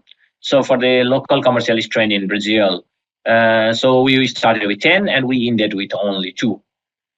And then again, in the grow out cases, we saw that the risk of death during grow out was 49% lower for Genomar tilapia compared to the local strain. So to summarize this experiment, so survival in hatchery, as I said, 72% was higher for Genomar tilapia compared to the local strain. And if we think about growth in ponds and cages, so the growth was 34% faster for Genomar tilapia compared to the local strain. And again, the uniformity of the products. So 23% more from uniform body weight for Genomar tilapia. So we compared Genomar tilapia and then the local commercial strain in Brazil, and we saw that the Genomar tilapia outperformed the local commercial strain for survival, for growth, and uniformity. And then, yes, this is what you might miss if you are not buying the premium genetics. And some comparison of performance in Brazil. Again, we did some comparison trial to summarize. So in this trial, so we see here, this was the red, the orange is the Genomar Supreme Tilapia generation 24, and this was 14, and these were the gift 1 and gift 2. So this is the paper published also. And then we saw that the growth of Genomar Supreme Tilapia 24 was 49% higher compared to other products. And then the survival or the feed conversion ratio, because we see here was the feed efficiency was 28% higher for Genomar Supreme Tilapia generation 24 in these trials. Why should one invest in better genetics? Ultimately, it's the profitability of the farmer that matters. And then another question, I thought previously that every 2 or 3 generations, we have latest generation of the products. So why to buy latest generation of fingerlings? So this is a comparison trial we did in 2021 in Malaysia, where we compared between two contemporary generations. So if you see this is dark green is the new product, and then the light green was the old product. And we did a comparison trial where we pit tagged the fish at around 10 to 15 gram and grew them together until 1 kilo or 1.2 kilo. So they were harvested at around 1250 gram or 1.2 kilo. So those both of them got the same management practice, same environment, so everything was same. The only difference was the genetics or the version of the product. And then if we see the specific growth rate, so it was 3.83% better for the new product compared to the old generation of the product. And the body weight at harvest when it was 1250 gram. So the new generations of the product were 43 grams heavier than the older generations of the product. Imagine you are stocking 100,000 fish. You are harvesting 100,000 fish from a cage. And then if you had older generation of the product, on an average, each fish would be 43 gram lighter than the new generation of product at the same day of culture. So just replacing the older generation with the newer generation of fingerlings, you are getting 43 gram heavier heavy fish for each fish, just replacing the genetics. All the management, day of culture, and everything is the same. And if it's multiplied by 100,000 harvested fish, then that becomes a huge number. And then fillet yield, also the new generations had 1.91% difference, because fillet yield is measured differently in different countries. So different ways of measuring fillet yield, so that the values on an average was around 1.5 to 1.95% increased fillet yield using the new generation of the product. Not only the growth production traits, fillet yield, so the new generations had higher survival, higher feed efficiency, and higher uniformity. So if we think about the overall survival, the new generations, so this is the mortality. So lower mortality for the new generation of the product, meaning higher survival. So if we think about the survival, so 7.83% is higher survival for the new generation. And then feed efficiency, the feed conversion ratio. So feed conversion ratio, it was lower the feed conversion ratio, higher the feed efficiency. So it's again down here. So it was 2.5% is higher feed efficiency. And then uniformity. So we measured this as the coefficient of variance. So there was less variation between the fish. So they were highly uniform. So the new generations of the fish were 10.33% more uniform compared to the previous generation of the same product. So what I wanted to show from here is just replacing, going for the new generation of the product compared to the old generation, you are getting more benefit for in terms of growth, in terms of fillet yield, in terms of survival, in terms of feed efficiency, in terms of uniformity, all those traits that has been selected for. So yes, whenever available, please try to go for the new generations of the products. And another comparison trial, what we are doing here, so it's for this Genomar Strong. So we are doing a comparison trial, so it is an ongoing trial here. So again, it's a comparison trial where we are pit tagging the fish together and then keeping them together in the same environment. So if you see this, our current strong product, on an average, so it starts from 0.02 gram here when they were 190 grams. So the future strong product will be around 202 grams. So you will gain 12 grams just by replacing the generation of the fingerlings. And then survival also, the new generations of the fingerlings. So the survival, future strong product. So if the current strong product, at least until here, is 83.8% survival, so the future strong product will have higher survival, 87.2%, which is around 3.4% better survival. So this is the ongoing trial, and we are showing that, okay, the new generations will be better for the performance. So this is the Genomar Strong, so it's more about the survival and growth. Both are being improved every generation. So the concluding slide. So Genomar is available in the market as a premium genetics brand with documented superiority. So whatever we go, we document it. So documented superiority in growth, survival, feed conversion ratio, and fillet yield. compared to major competitor brands in the market. And our strategic approach to selective breeding with genomics and crossbreeding in Nile tilapia reflects a commitment to continuous innovations and maximizing genetic gain. And this all strategy fits perfectly into the concept of precision breeding, strategic use of breeding lines, and the creation of distinct products tailored to market demands that are integral components of our success. And as we navigate the complexities of tilapia aquaculture, we aim to continue leading the way in innovative and cost-efficient breeding practices, ensuring sustainable growth and prosperity for the farmers worldwide. So ultimately, we want Genomar tilapia to be synonymous to aquatic chicken. So these are few of the references which can be used for the reading materials. So not only the technical papers, since last 3-4 years, we have been publishing lots of popular sciences.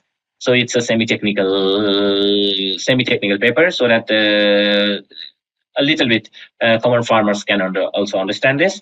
And then this probably has been translated to the local languages. So please contact your sales representative in your country if you are interested in these also, so they can make it available to you. If you want to know more about so this paper shows 30 years of tilapia breeding program. So what we have done in the 30 years, so different technologies used, and then why we are using these latest technologies, and what will be the effect, and how we are trying to shape the future of the tilapia industry through genetics. Yes, that was all from my side. Thank you for listening to me. If you have any questions, please let me know. I will be happy to answer them. Thank you. Thank you, Dr. Rajesh, for very informative answers, or a presentation right over there, actually. Speaking of answers, here we go. We're going to get some. We're going to make way for some questions, of course. We invite you to submit your questions via the chat function. Yes, you heard that right. You may post your questions via the chat function. Go ahead and do it now. Okay, we found one over here. Hello and good afternoon, Doctor. Here goes our question coming in from Vietnam. Hello, yes. The question goes, is the Genomar strong tilapia strain specifically bred for disease resistance? If so, which specific disease does it demonstrate resistance against? Yes, we have developed Genomar strong tilapia for the resistance against different bacterial diseases in tilapia. Initially, it started with Streptococcus resistant only, but now it has grown into resistance to Streptococcosis, resistance to Flavobacterium, resistance to and general survivability in the stress condition. All right, here goes another of our questions. Could you provide specific performance data for Genomar tilapia? For example, Genomar 1000 or other relevant strains, cultured in Vietnam under conditions of salinity below 10 ppt and a stocking density of 10 fish per square meter? We are particularly interested in the following over here. Culture period actually from 10,000 fish per kilogram fingerlings to 1 kilogram market size, or feed conversion ratio, survival rate, also fillet yield ratio? Yes, again, the question is too vague here. Again, these all parameters depend on your management practice, different management practice. But what we have seen in Vietnam is, if I have to be general, for specific to one place, probably it's better to contact the sales representative. But if I have to summarize in a vague way, we have seen farmers harvesting 1 kilo tilapia in Vietnam in around 90 days to 110 days. And then again, the feed conversion ratio varies depending on the season, depending on survival and other things. And we have seen the feed conversion ratio from 1.1 to 1.3, even 1.4. Again, depends on which place, and then which feed is fed. And again, for the feed conversion ratio, yes, and the survival rate depends on the season, depends on your management practice and other things, and the survival rate. Again, for Genomar 1000, we have seen ranging from 60% to 80%, sometimes 80 to 90% also. And then fillet yield again is measured differently.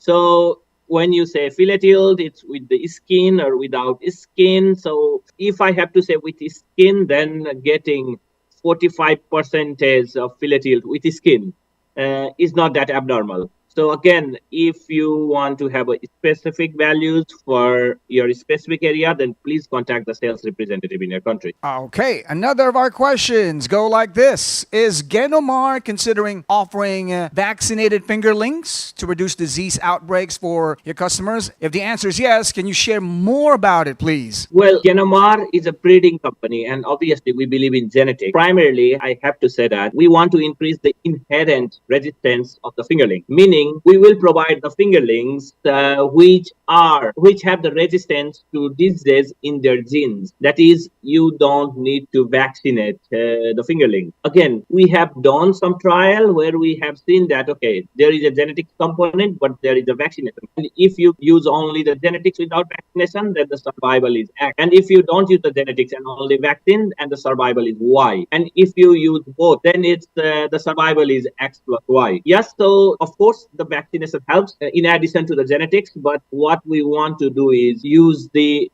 genetics, and the farmer have to do nothing to prevent against the diseases. And if we can't think about vaccines, then in some countries we are offering vaccination to the juveniles. We are selling vaccinated juveniles, and in some countries or in some markets we are not selling the vaccinated juveniles. So this will depend on the country and the strategy of and the product, the demand of the product in the country. Wow, that is wonderful to know. There's no need for vaccination. Now we got here a question from Singapore. How many days does it take for Genomar Strong to grow to 300 grams from a 20-gram fingerling? Well, thank you for the question. Again, depends on when I say tilapia, it depends on the managemental practices. If it's in the ponds or it's in the cages, and which country, because different countries have their own managemental practice. So let me give an example.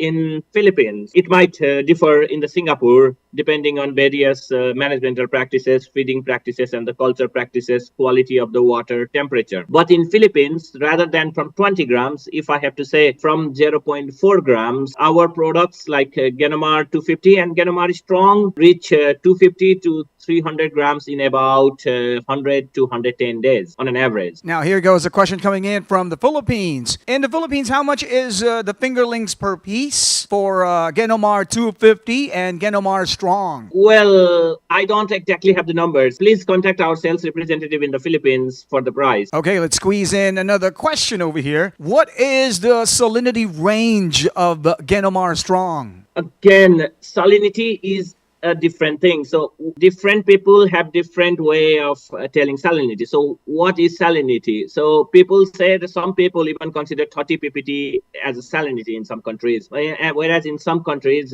even 15 ppt has been called salinity. Genomar is Nile tilapia, so it's freshwater tilapia. It's more for the freshwater fish, but it can handle the salinity, and we have seen people growing Genomar tilapia in until 18 to 24 ppt. Again, the growth, the higher the salinity level, the growth reduces. Okay, this time we're asking, what is the future potential for black or brackish water tilapia culture in sea cages and former shrimp ponds? Well, this is a difficult question to answer. So what is the future? It's very difficult to see to say it like that. But yes, we are trying to work to increase the salinity level, and then the tolerance and the growth of the tilapia in this kind of environments. And we see that in the future, probably there will be more culture of tilapia or saline strain of tilapia in this environment. Okay, now we have room for two more questions. Here goes second to the last. Beyond its current selective breeding programs, what is Genomar's stance or future strategy regarding advanced genetic technologies such as gene editing or GMO for fish in aquaculture? Yes, so what I was talking about was gene editing. So yes, we don't use any gene editing at present, but we are looking at the regulations and how it is moving forward, and if it can benefit the society and the products and all the industry in the future, we are open for it, but based on the regulations of the country, of course. All right, here goes the last of our questions, at least for the moment, because of our limited time over here for now. Here goes a question. Does Genomar plan to do genetics for red tilapia? We have a saying, never say no to anything. So we don't know. We are looking into it. We might be doing something in the future, but at present, we don't have any red tilapia breeding program. Again, we say no to no. So yes, in the future, who knows? Thank you so much, Dr. Rajesh, and thank you for all of those who participated with their questions. We now proceed to our final presentation on ultrasonography application to achieve premier breeding performance of tilapia breeders. And to shed light on this very important subject, we are honored to welcome Dr. Win Surachet Hong, Associate Professor at Kasetsart University in Thailand, specializing in veterinary medicine, microbiology, and immunology. He holds a Doctor of Veterinary Medicine degree with honors from Chulalongkorn University, a Master of Science in Pathobiology from the University of Arizona, and a PhD in Immunology from the University of California, Davis. It is truly a privilege to have him share his expertise with us today. Please join us as we formally welcome Dr. Win Surachet Hong to deliver his presentation. Okay, good morning and good afternoon, everyone. Thank you for being here today. And my name is Win Surachet Hong from Faculty of Veterinary Medicine, Kasetsart University. So today I'm excited to share the work on the application of ultrasonography as a non-invasive techniques to identify sex and to assess reproductive performance in Nile tilapia. So this project has been done together with my colleagues, Dr. Piyathip Setawong and Dr. Tachakon Lertwanakan. So let's go with the detail of the presentations. So tilapia, as we all know, that is a globally important aquaculture species. It's produced in more than 45 countries around the world and increasingly recognized as a key contributor in low and middle income countries. It has been a species that grow very rapidly, very hard and difficult, very easy to adapt to many culture systems. And this is popular in a lot of farmers. And according to the FAO statistics in 2023, the global production and value of tilapia is exceeding $9 billion globally. So improvement how we manage the fish and how we breed tilapia and improve the genetic breeding program is very important. And this will make a meaningful difference to not only just for production, but also for sustainability and food security for the world populations. So this slide giving you that overview and idea of the value chain of tilapia production. And as you can see, it's involved a lot of process. And what I want to highlight is hatchery and brood stocks is important stage. And this is the point in the production cycle where we have to measure and to acquire the right male and female ratios, and we want to mature and healthy brood stock. And this is critical for a successful breeding program and for the whole value chain. So any mistake or error in sexing or reproductive management can affect the fly output and estimation of the growth performance and genetic quality of the fish. So improving accuracies of the sex ratios and management of the reproductive performance of the populations throughout the entire farming process is very important. So the key challenge in brood stock management is getting how we get the sex ratio correctly. For tilapia, a typical ratio between male and female is between 1 to 2 to up to 4 females.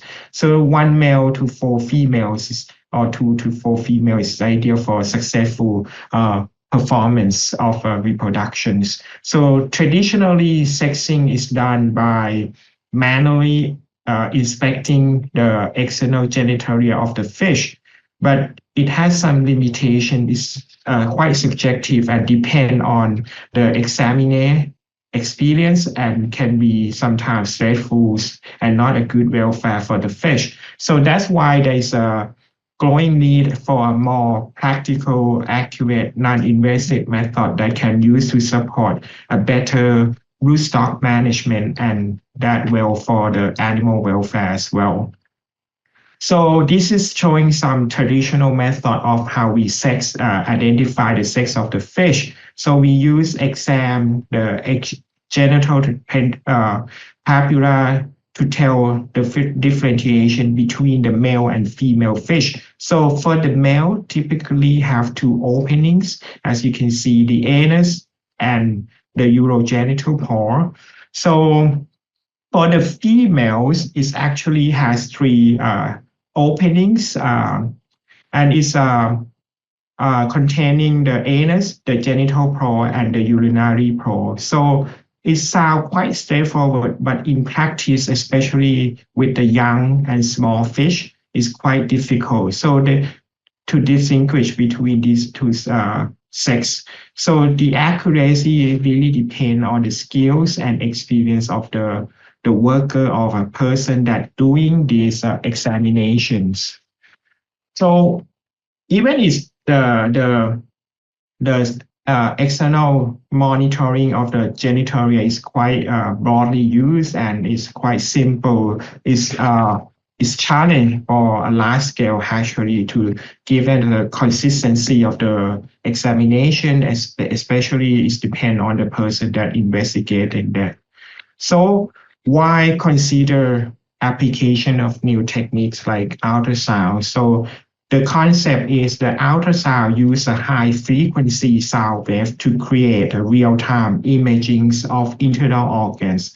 And normally you cannot see what inside, but using these techniques, you can actually identify the stages and also the morphology of the internal organs. It has been well established tools and used in many veterinary medicine applications, like it has been used for non-invasive to monitor small animals, reproductive organs like cats and dogs. Also application in livestock like cattle, horses, or pig as well. So for aquatic animals, including fish, more recently, the ultrasonography has been applied for similar purpose, and because it's offer a way to assess the gonads and reproductive health of the fish without any harming to the animals, and you don't need to kill them, of course. So that gives a quite interesting application and point of views to apply the ultrasounds to aquatic animal like fish. So ultrasound has been already successfully applied in several species of fish to assess reproductive organs and to investigate the maturity of these organs. For example, in sturgeons, cod, Shihwan, taimen, and salmons, it has been used to identify sex and monitor gonad development. So these provide to help hatcheries and to manage the spawnings for the broodstocks more effectively. And this example actually show that ultrasound work well in the fish. So the next question we ask whether what we can use that to the same approach in tilapia.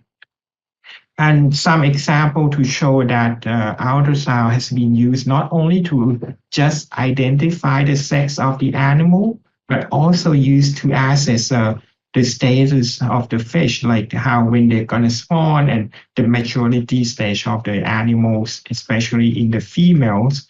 So like you can see here, this is an example of research showing that how the ultrasound apply in several species of fish. And the question, like I mentioned, how would we apply it to tilapia as well? So the question is the importance of ultrasounds. One really good example of this is how they use this to the application in salmons.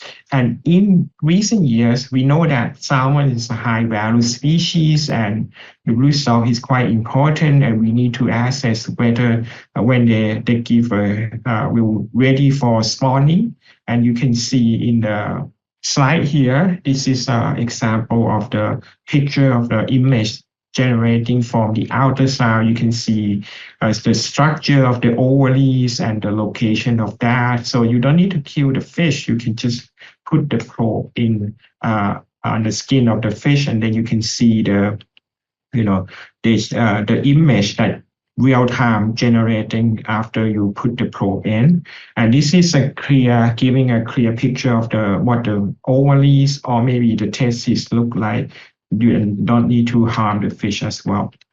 So that's the question is whether we can apply this for tilapia. And in our study, we focus on three main objectives. First, we want to see if the ultrasound could be used to accurately identify and differentiate between the male and female tilapia. And secondly, we want to compare the performance of the ultrasound and the manual sex identifications by looking at the outside, the genitalia of the fish. And thirdly, we want to validate all of these findings to compare between the ultrasound image and necropsy and histologies, just to be sure that what we're seeing on the image or on the screen is actually what was actually inside the fish, either whether they are male and female. So we work with 25 adult tilapia. We acquire them from a commercial hatchery. The size of the fish range between 230 grams up to 1,280 grams. So before we initially start the experiment, we take 2 fish to screen to make sure that they are quite healthy and they don't have any disease. That totally left us to 23 fish for the actual studies. So all the animal handling and protocols actually follow the animal welfare standards, and it has been approved by the ethics committees. And before we examine the fish, we fasted them for 24 hours and also use clove oil to anesthetize them to reduce the stress of the fish. So we apply to veterinary ultrasound machine, and this is has been used in small animals hospitals, but actually there's quite application suitable for fish as well. So both equipment come with the probe that operating at 6.6 to 13 megahertz, and the depth was set between 35 and 40 millimeter, with the gain adjusted to 65 to 80%. So this will give us the clear views of the reproductive organs. So the settings work very well for tilapia, and is applied to the size, like I mentioned, from 200 to up to 1 kilogram and 200 range. So this similar step has been successfully applied in species like sturgeon and salmon before, and we show that this also works well with tilapia. So I like to mention a bit that even we use a benchtop system, is actually there are now portable ultrasound units that are available for application for fish like salmon, and of course this can be used to tilapia. So during the procedure of getting the image, we place the fish in what we call right lateral recumbency. So you see the front of the fish is on your left side, and on the wet towel we keep them so that the fish are quite stable and to minimize the stress and keep them moisture. So the probe was positioned in two ways. So one is we call on the longitudinal view, and the other one is a transverse view. So for longitudinal view, we position the probe from the pectoral fin down toward the anal fin, while you see the picture I give you in the following slide. For the transverse view, you get the image of the cutting between by these, so that this both position will give you a clear idea of how the ovary and testes look like. So I'd like to mention a bit that the whole process of these take less than 2 minutes per fish. and this make it quite practical for using in the farm. So after we scan using the ultrasound, we will humanly euthanize the fish to confirm whether they are male or female. So you open the fish and then examine the internal organs, especially the reproductive organs. So, and then we also collect the gonad for gross examinations and measure their weight, calculate the gonadosomatic index or GSIs. This is a standard way to give the idea of the reproductive profile of the fish. And we also process the tissue for histology using H&E staining. That will give us the idea of the cellular structure of the ovaries and testes and confirm the maturity state of the fish as well. So these are histologies, gross examination, like I mentioned earlier. It's not only validated the ultrasound image, but also give us the idea what the inside the fish look like when we see the image from the ultrasound. So in the ultrasound image, so the mature female that are ready to spawn show very distinct ovary. So in the longitudinal view, you can see a cluster of light gray granules. These are the developing oocysts, and the ovary appear brighter than the liver next to it. So when we switch to the transverse view, you notice the two distinct oval-shaped ovary like here.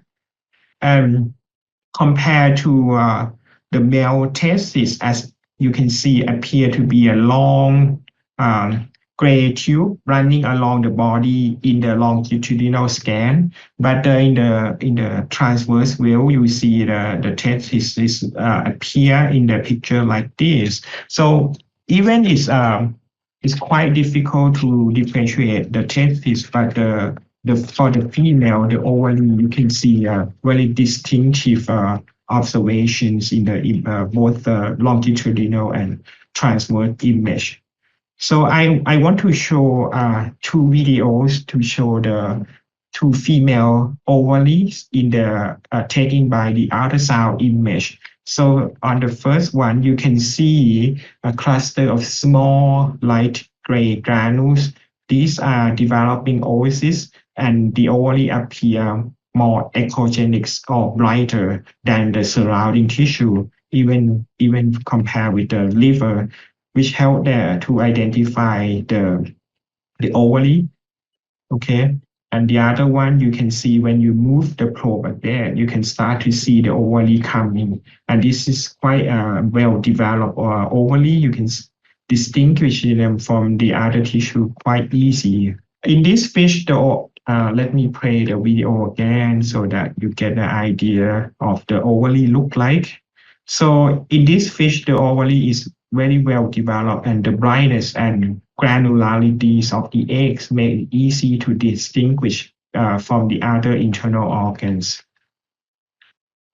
So we also compare the stage of the size of the fish, the stage of the ovaries, and also the histology section. As you can see, in a bigger fish, like above 400 grams, it's much easier to identify the ovary on the ultrasound image. And also a confirmation with the histology is confirmed the well-developed eggs.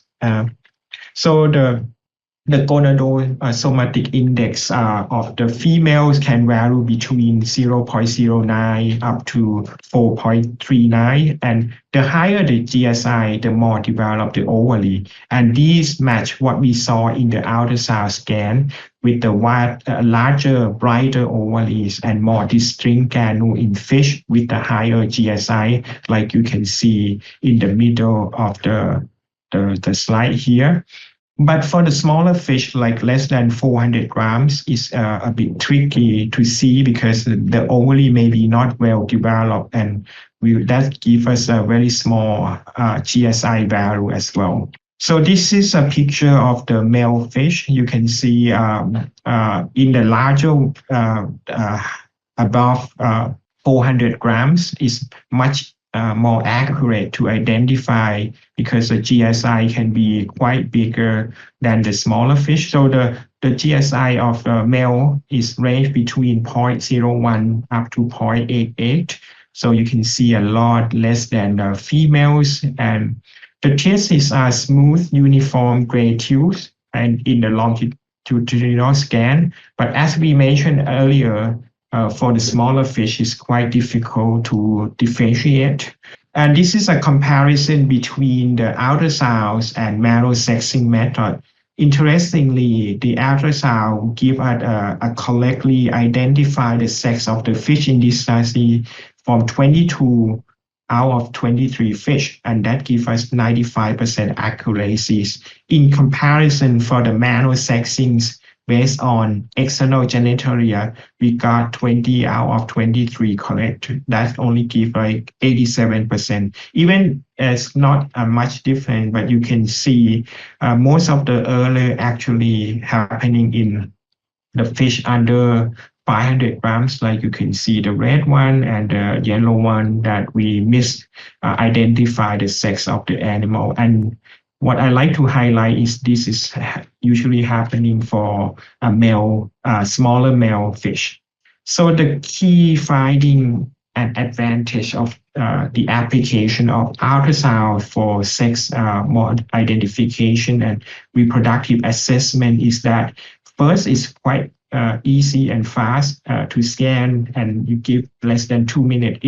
Mostly in many cases, you can see the gonad within 30 seconds. Secondly, this is a non-invasive, which means that there is no need to cut or open the fish, and that you can save this valuable broodstock and use that for produce the flies. And thirdly, it's quite reliable, and they give us like 95% accuracy, only one fish missing. So you can get a clear image on that. However, like any techniques, there's some limitations. So the main challenge of this is that to detect the testes, especially in smaller fish, because the testes in small fish are quite tiny, and sometimes it's quite difficult to differentiate between these and other internal organs. So that can take a longer time or even more difficult to identify.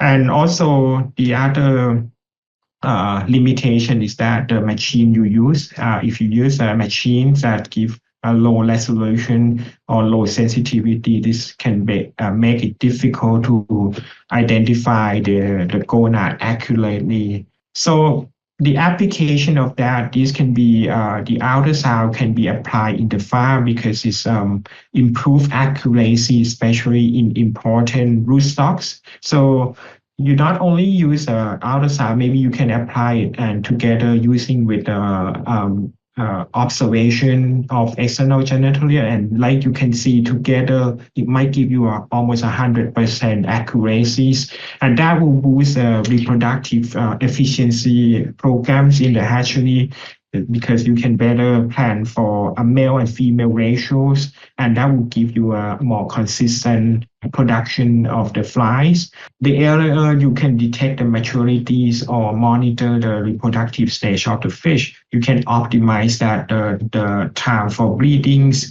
And of course, these are good for the fish because it improves their welfare, and so no need to kill the fish. Looking ahead on some applications that you can think about is I think we can apply the ultrasound to study the size of the ovaries, maybe more systematically with a correct GSI value across different maturity stage, and this can be used for standardized to monitor and access the reproductive performance using the ultrasounds. The potential for applying automated system, like we know that the image recognition technologies and AI move very quickly, and these can be maybe applied to correctly identify the sex of the fish.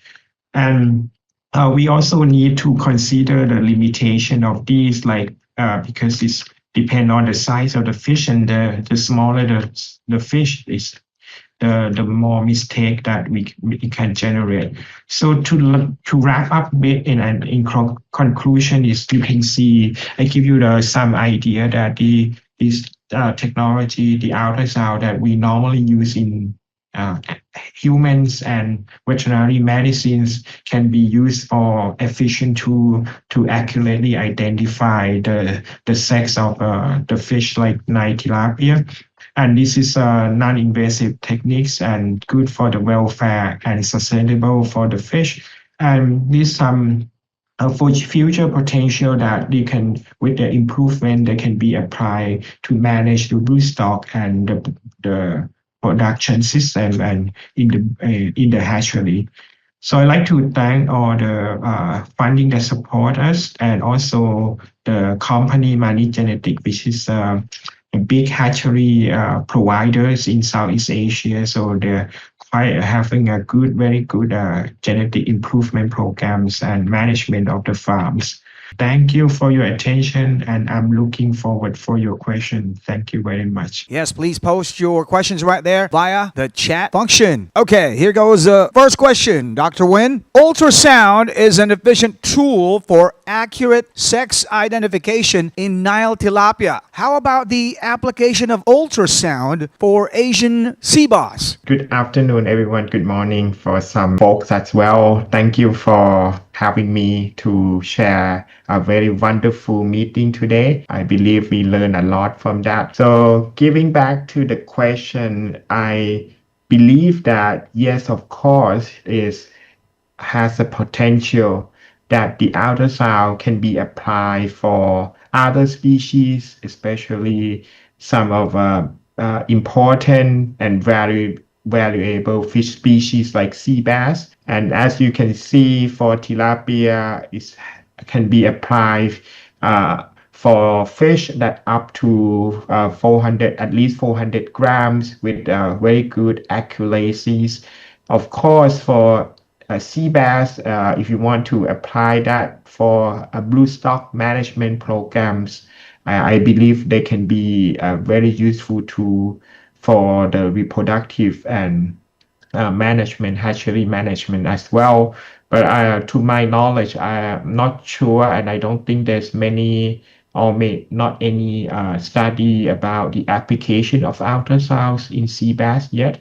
And I believe that's a good opportunity that we should looking forward for that. Okay, this time we would like to know, what do you think is the main reason why farmers do not use ultrasonography for sex identification in tilapia? Thank you. That's a great question. I think there's several concerns. Of course, this is a technology and it's quite new and it's difficult in the beginning to use. I would say the limitation is the first one is the cost of the machine. Of course, they're a bit expensive and a huge investment in the beginning, but after you pay for the machine later on, you don't have much of the cost that you have to pay, maybe some maintenance. Secondly, that I think is the limitation is that we need some expert and technical to train the farmer first. But if you got trained and well properly can use that, I think that's maybe not a limitation anymore. And the third one, I believe, is because this is not a well-studied area yet, especially for many species of fish. We probably need more information about the basic informations like, like the comparison between the ultrasounds with the traditional and conventional sex identification. By getting that information, we can assure that how the technology could perform and help improve the identification and reproductive performance of the fish. All right, as a follow-up to the most recent question, as a fry supplier, how important is it to invest in an ultrasound machine? Is it worth it? Okay. Thank you for questions. Like I I mentioned earlier, this is some of initial study. And of course, I think we just have to work together with the hatchery to see the implementation and whether if you apply this machine in terms of the cost benefit and in terms of the accuracy in a large scale hatchery, whether they could be provide better. Don't have answer yet for that. But I think from the study under research project, I think we have a good